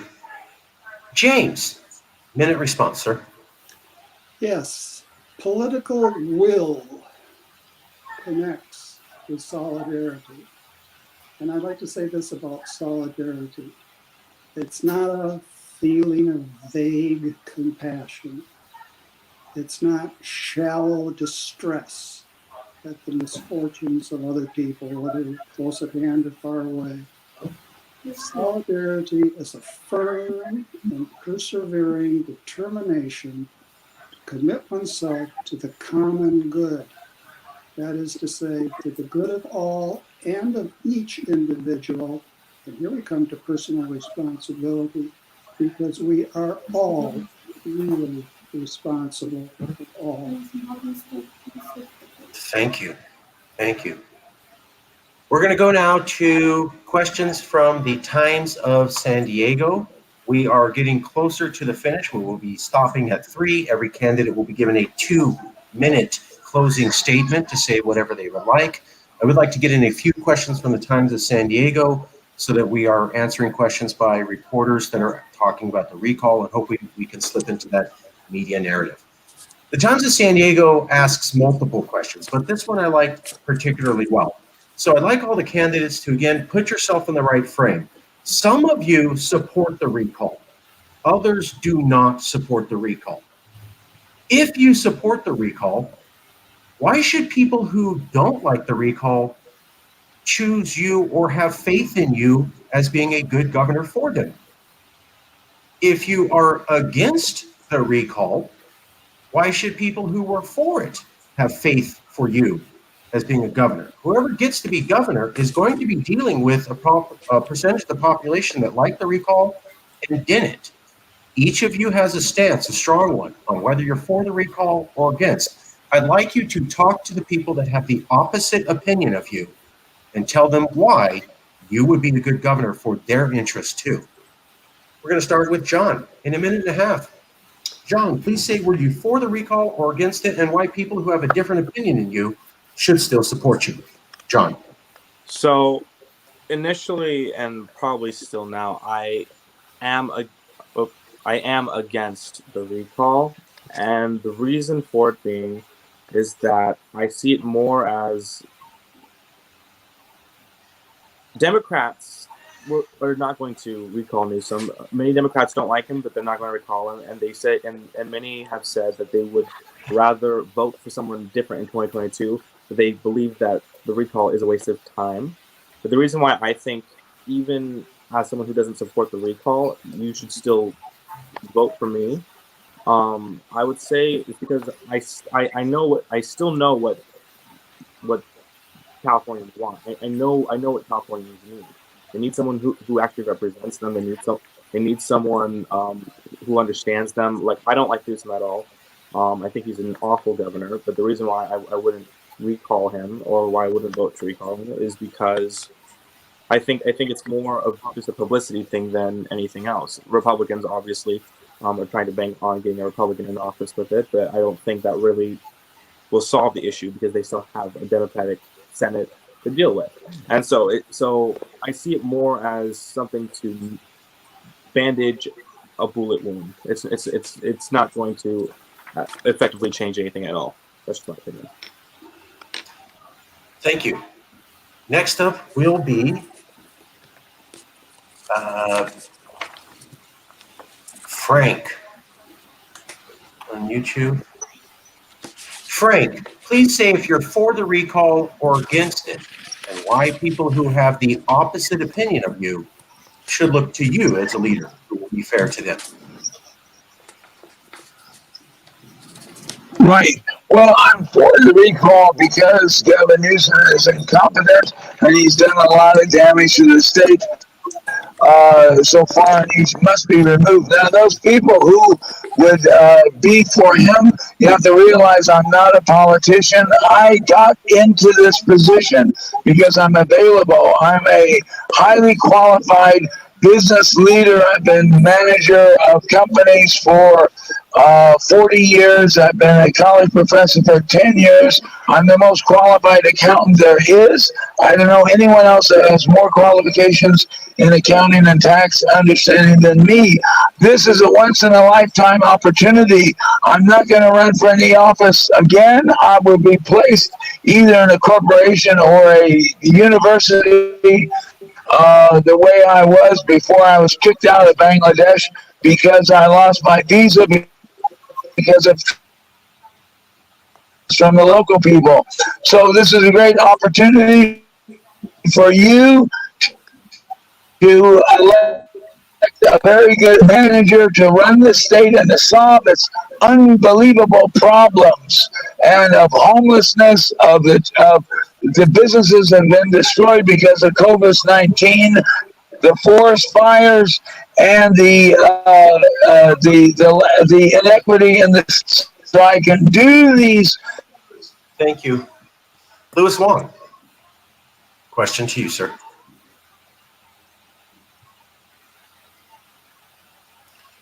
Louis Wong, question to you, sir. Here's my answer, and very good question, but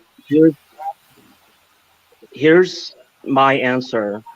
Unfortunately, this recall does not matter. This recall election does not matter. Win or lose, whatever happens, unfortunately, it doesn't matter because nothing's going to change. I think we all agree that is the case. That's the universal consensus. Nothing's going to change. What matters is this right now. This right here, all of us right here, right now, anyone who's listening to any of this, This is what matters. Grassroots, non-partisan, non-establishment partisan, no politicians. Let's get rid of all the politicians. Let's fire them all, and then real change can happen. I love each and every one's answers. I love each and everyone's passion. We're all patriots here. We're all amazing human beings. We can be in positions to impact so much change. All we have to do is continue to strive for change. We have to change the fundamental system. Thank you. Next up will be Matt Mickelson. Matt Mickelson, please say if you're for the recall, against it, and why people in California who have a different opinion than you should still believe that you would be a good governor for them. Matt Mickelson. Yes, I am 100% in favor of the recall. When the lockdowns were announced and so many hosannas were being shouted toward this governor from our supine press and media, the next day I looked up the recall campaign and asked to help them. This recall has to happen. If these people get away with such a destructive policy as the lockdowns and aren't punished in some way, it's going to happen again. And it's going to be worse next time. I don't know what the excuse will be next time, but it's going to be worse. Now, as to whether I would be better than someone else, what I've learned in this lockdown situation is that it has exposed a lot of people who I believed would have been good politicians as terrible ones. A lot of people I thought believed in what I thought don't really believe in what I thought. And it also showed me that a lot of people who I thought would be my enemies are not my enemies. You have to take each person as they come and understand that there's a lot of good in each person and there's a lot of bad in some other people. You have to try and sort them out and figure out.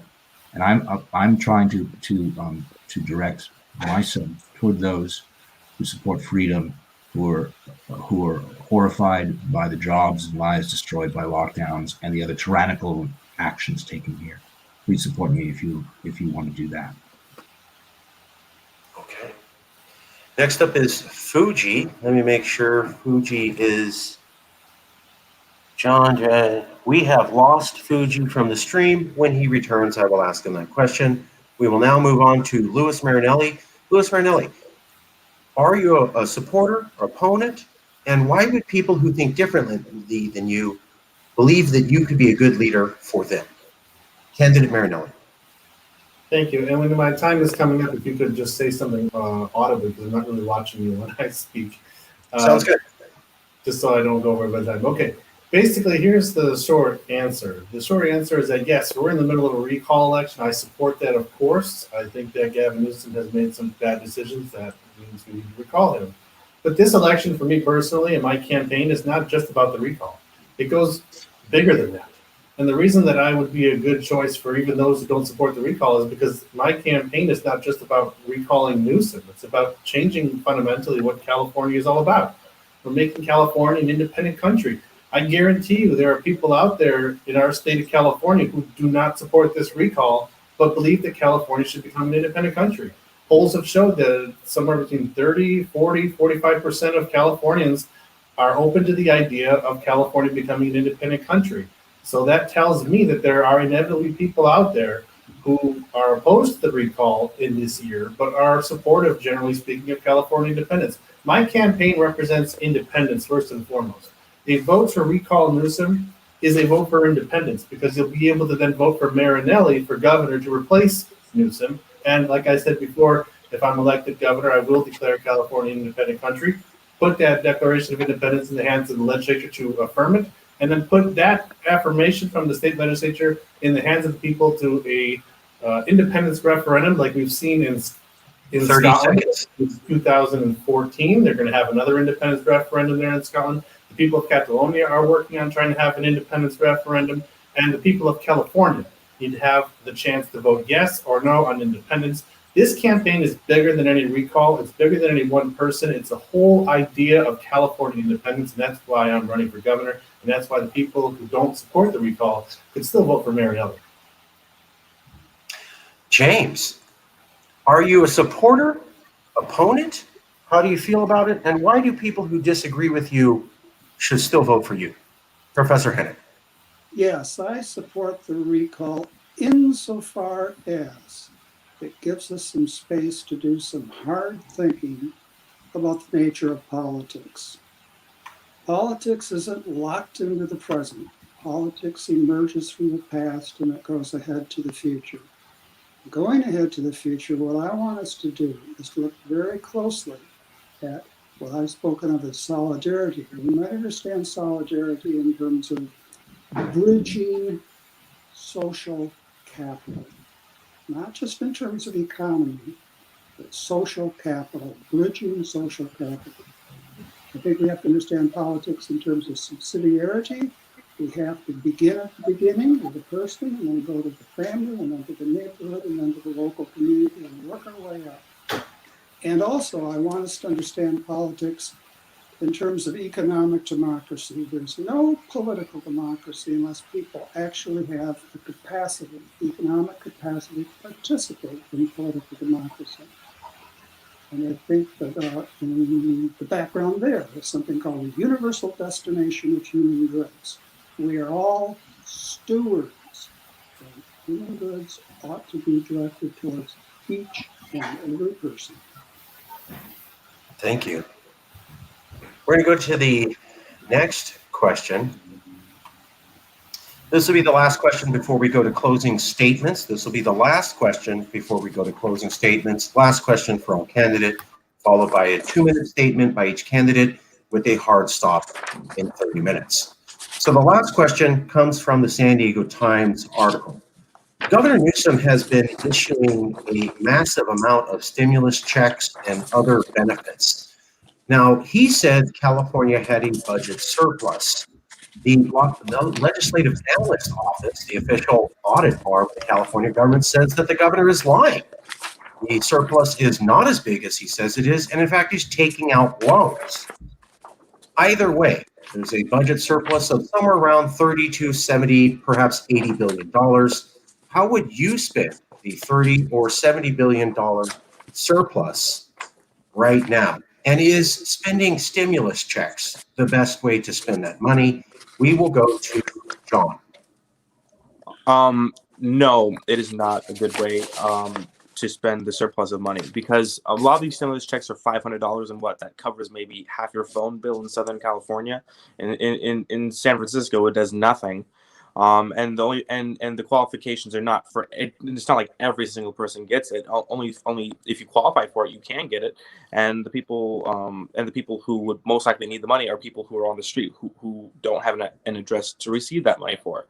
I would say that money should be spent into programs that will help the homeless and help those disenfranchised communities, like communities of color or even LGBTQ youth, to be able to improve their lives, either mentally, physically, through housing, or some sort of social programs, because LGBT youth especially are some of the biggest or one of the biggest homeless groups in this country, because they don't have the resources necessary to survive on their own. And so it's a very easy reason why Newsom is spending money on the stimulus checks and giving them out to so many Californians. It's because he's in the face of a recall, and he's trying to discreetly buy votes by giving people money that doesn't even really help them. I'll take the $500, but will it help pay for my insurance? Will it help pay for anything else I really need? No. It won't pay my rent, especially in Southern California. Maybe a quarter of it, maybe half of it, but it's not going to do much. Thank you. Frank, how would you spend the budget surplus? And is the governor spending it the right way? Well, first of all, I question whether or not there is a surplus. As a 40-year career CPA, I know that we can create a surplus, we can create a deficit. But the point is, as per my book, which I'm trying to sell to my supporters as they donate to my campaign, the U.S. the U.S. dollar is supreme, and we can extend our national debt into infinity. We have an infinite amount of money. California should should be part of the national debt. Now, with this money, we should have bailed out companies that have been hurt by COVID-19. We should go back to those companies and reinstate them with massive amounts of money, the way TARP money was given by G.W. Bush. I think that was the right thing Bush did in 2008 in the financial crisis. Now, I understand the EDD was supposed to give money to stimulus money to gig employees. Not a single penny has been given out in this special EDD money. They say that some of it was stolen, and that should be investigated. And if there is money missing, we should get a massive transfer from the federal government to bail out the people who were entitled to EDD money. That's a major. Thank you. Thank you. We're now going to go to Lewis. Thank you for all participating. We have to keep the responses to 1.5 minutes. I appreciate your flexibility. This is to make sure everybody gets equal time. Lewis Wong, you are unmuted. How would you spend the surplus? And is Newsom doing it the right way? Your opinion, sir. Lewis Wong. Yeah, it's great that we have a surplus. I will spend it on providing free public education. Free public education. I'll say it one more time. Free public education. Any high school student in California, if they want to better themselves, if they want to be a EMT, a medical professional, a dental assistant, law enforcement, a myriad of skilled labor force, electricians, masonry, bricklayers, whatever it is that they wish to better themselves with. I want to empower that. I want to empower them. I don't want tuition or cost as a barrier. Everyone in California, we need to invest in the younger generation. We need to invest in the future, and the best way we can do with that surplus money is to enable millions more educated, young, bright, amazing kids to go to attend any public school, public university, city college, state college. It doesn't matter. Let's have more free public education for everyone. That's what I'm going to do. Lewis Wong for. Thank you. Matt Mickelson, how would you spend the budget surplus? Is it being done right? If there's one thing we've learned after the past year, it's that Newsom, the entire elite class that runs California, and their hangers-on, they lie. They lie when they breathe, when they write sentences. The periods and commas are lies. The spaces between the words are lies. Do you really believe that after an unprecedented collapse in California caused by their very own actions, there's actually a surplus? I think I've got something to tell you if you actually do believe that. We need to have somebody look into this, an independent third party, auditor or something of that sort. It's only going to occur if there's some political breakthrough. Our finances in this state are just as screwed up as they are in the United States finances. There's a lot of phony, baloney, funny money floating around, and only if we can get a handle on what's going on, which is not impossible, can we actually determine what kind of money we have. I'm not going to talk about spending phony monopoly money. We need to find out where we actually are before we can make that decision. Thank you. Fuji has been lost from the stream. We're going to move to Louis Marinelli. Is there budget surplus? How would you spend it? Would you spend it how the governor's doing it, or completely different and he's doing it wrong? Your opinion, candidate Louis Marinelli. Well, let's just go with the idea that there is one, just for the sake of the discussion. And if that is the case, and I had $70 billion to spend, I would do two things with it. I would first, because the California State Senate has put a price tag on providing for free secondary and education and the universities and state colleges around California $5 billion a year. I would take a portion of that, say, I don't know, maybe 25 billion of it, and fully fund universities and colleges across California for the next 5 years. Give Californians a taste of free education, and then I would take the rest of the money and I would create a program to reinvest it back in all the businesses that were closed down because of the lockdown. So we can bring them back to California. We want to have a business repatriation program to bring businesses back to California from other states where they've fled before the pandemic, before the lockdowns, and then also help the small business owners in California who stayed here but have lost their businesses as a result of Newsom's lockdowns to open up again and get back to work. So that's how I would try to use that money. Thank you. James. Professor Hanink, how would you spend the budget surplus? Is it being done the right way? Well, yes, I do think there is a surplus, and I don't think we should spend it all. We need to have a substantial reserve, especially given the worsening drought. It's really bad, and the catastrophic wildfires. We're all on edge, and our California ecosystem is at risk. But there are three promising and practical ways to use what we don't save. First, let's help families to care for elderly and disabled family members at home and reduce their medical costs. Second, let's fund the state's biggest gun buyback ever. Start with the AK-47s. And third and last, let's really support crisis pregnancy centers. Kamala Harris and Javier Becerra tried to shut them down. The Supreme Court told them they were wrong to do so. Every life is precious. Let's act like we really believe that. Okay, thank you. That concludes our questions. In order to make sure that we have adequate time for all candidates, we will now move to closing statements. Each candidate will have a hard 2 minutes to make their closing statement. They can address what other candidates said and disagree. They could talk about other issues they weren't able to get to, or they could finish up with points that they wanted to make.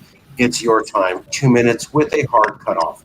We'll still continue in the same order. The first person up will be John. Closing statement, sir.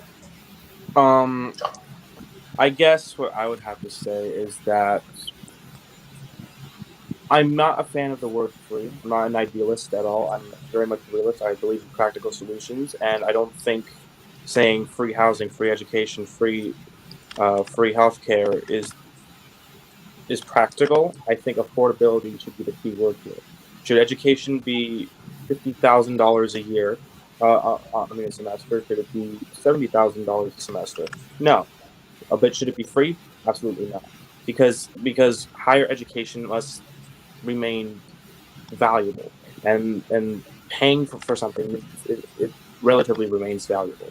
So I would say, if you want an idealist, if you want someone who reaches for the heavens and can fall back down flat on their face with nothing to show for it, don't vote for me.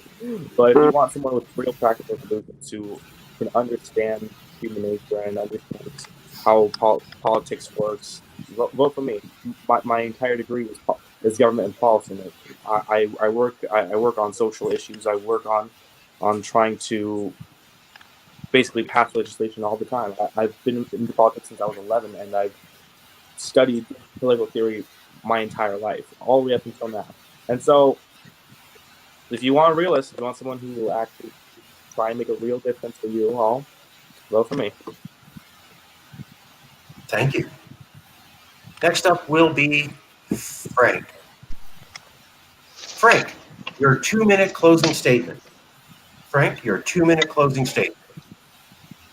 Okay, thanks. I just wanted to summarize that my career as a businessman overseas for about 40 years and a CPA. I worked to end apartheid in South Africa. I have an award from the USAID as a Foreign Service Officer for helping to end apartheid. And in the last 10 years, I've been combating Islamic extremism by teaching as a professor in schools in Muslim countries.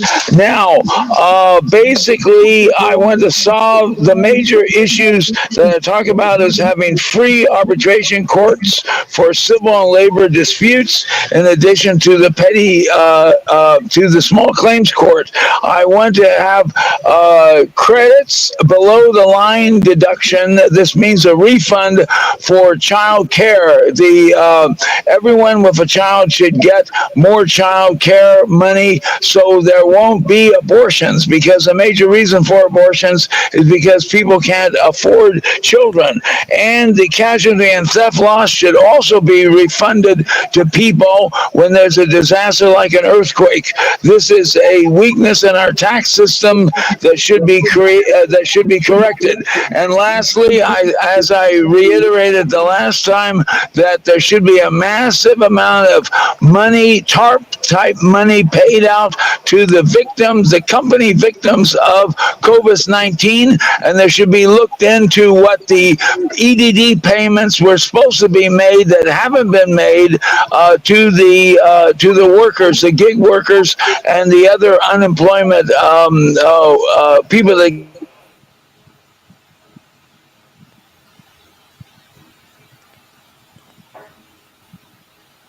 I think we lost his feed. Thank you, Frank. We're going to move on to Louis Wong. There we go. I'm unmuted now. So here's my 2 minutes. Thank you. Comments from John, Mr. Drake. I'm gonna not directly address them. I'm just gonna talk about myself. I'm 34. I'm a millennial. I own my house right now here in Irvine. I own multiple properties, investment properties. I'm a small business owner. I'm an electrical engineer degree, and I have a second degree in macroeconomics from UC San Diego. Here's a reality that is the truth. Amazon, Jeff Bezos, Bill Gates, zero income taxes. Zero income taxes. That's a problem to me. I don't know how they can legally get away with that. Oh, it's because the system's broken. Oh, it's because our government is controlled by billionaires and corporations. I am a socialist because that shit is not fair and it is wrong and we need to stand up against it. Apologies. We can do better. We can tax. We should tax Amazon. We should tax the richest billionaires. We should tax Trump, who gets away with property taxes evasion with under Prop 13 that shields hundreds of billions from property taxes being collected. We can do a lot if we just have a little bit of equity with our tax structure. I'm a socialist because I believe we need to have tax cuts for all of us. Keep in mind, I'm a millionaire, just like my man Bernie Sanders. I am a millionaire. We need to tax billionaires and we need to tax corporations and we need to have. Let's reduce taxes. Let's lower taxes for property owners, for homeowners. Let's have a sales tax moratorium on all small businesses employing less than 50 employees. We can do so much more if you and I agree that the system is rigged and we should be doing better for everyone here and everyone that's listening to us. Let's tax the billionaires just a little bit more. Thank you. Matt Mickelson, closing statement. The bottom line here, as I've been discussing, is we need to break up, we need to overthrow the elite stranglehold on our state and on our people. This is not an easy task. These people rely on millions of people in this state. They're their clients. They give billions of dollars to support them and to harvest their votes and their energy. It's not just welfare, it's entire segments of our economy. It's the entire education industry, transportation, construction, tech sector. They're intertwined and interrelated. This is a tall order. Tyranny like hell is not easily conquered. We do have one thing that's on our side, though. It's the truth, and that's a powerful ally. A governor who takes power against all these forces is going to be like an insurgent who's captured enemy headquarters or the enemy city. The other side's going to do literally anything to expel an alien body like that from the system. But the new governor has to reach out to millions of people who are left out of the elite system, who are suffering and have suffered because of lockdowns and all the things they did without even asking us. He's got to be truculent and stubborn as a mule when it's necessary, but he's got to be nimble as a gazelle at others. The executive actions and proposed laws must be released at every opportunity. I can't tell you specifically what has to be done to end this tyranny, but I'll say that only someone with the backbone, knowledge, and temperament, with a proper based attitude can survive and turn back the tide on this thing. My name is Matthew Mickelson. My email is liberateCalifornia, one word, at protonmail.com. liberateCalifornia@protonmail.com. Thanks for having me here. Thank you. We're going to go to Fuji is not here. He has not come back into the stream. I'm sure it's a tech issue. Louis Marinelli. Closing statement. Thank you. I think that any political debate is not complete unless there is some reference and discussion about Russia. So as the representative of the Campaign for California Independence in Moscow, Russia, and the head of the California Embassy and Culture Center in Russia, I want to talk to the people of California a little bit about some of the work that I do here in Moscow, as there is certainly a shroud of curiosity as to why I may be in Russia running for governor. Well, like I said, we have the California Embassy and Culture Center, through which we represent California values in a country that I think needs to make a lot of progress in liberalization of its society. And so we have here a permanent exhibit on California values and culture, one of which is the exhibit on Harvey Milk, in a city which, as I've spoken about in the past, bans gay pride parades, in a country which has a law banning what they call homosexual propaganda, talking about, basically gay rights. And so I'm very proud of our ability to have that exhibit here in Moscow. Beyond that, we've been closed down due to the pandemic. We've just reopened the embassy here in Moscow. One of our first activities was to send a letter to the foreign minister of the Russian Federation asking for the release of Trevor Reed. He's an American who's been detained in Russia since the summer of 2019.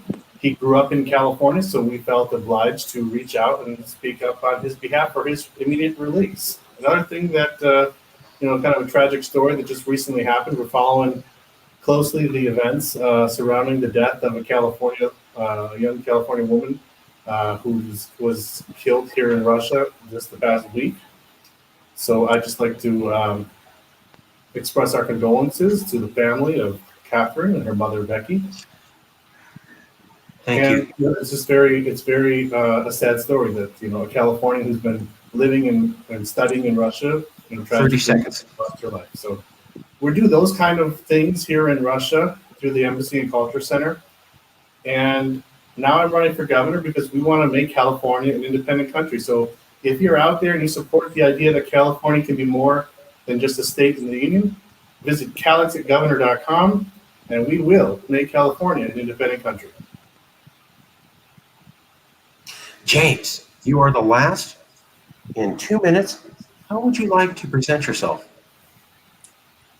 Politics today pretty much is about personal power, about nationalism, and about economism.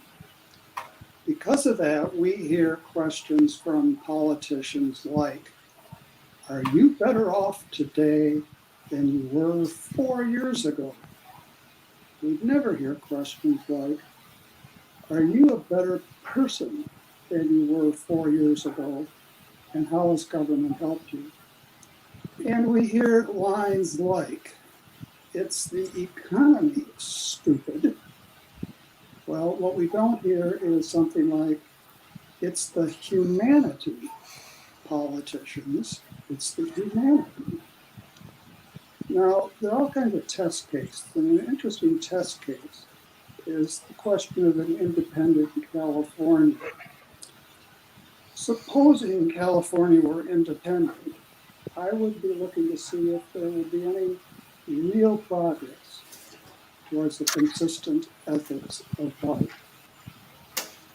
I would be looking to see if there was any real progress towards an understanding the common good is excluding no one. And economics do matter, so I would be looking to see, were California independent, if there were more or less economic inequality. And I certainly would be looking to see if there are more gated upscale enclaves. I'd be looking to see whether there's more or less educational inequality, and I'd count the number of casinos.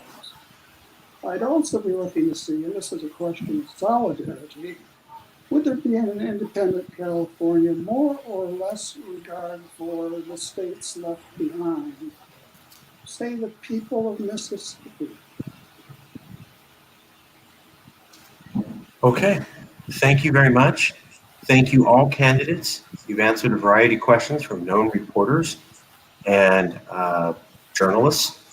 We hope that they will see these things as the recall candidate debates continue in popularity. Please spread word. Please tell other candidates to come on out. We would love to have them here. And please tell the public these are the only place where you can see debate of all the candidates, and we're up to half of the registered candidates with no other realistic option out there other than this one. Thank you very much. I will close the studio now, and I will send you an email of the video shortly. Thank you and good night. Thank you. Thank you.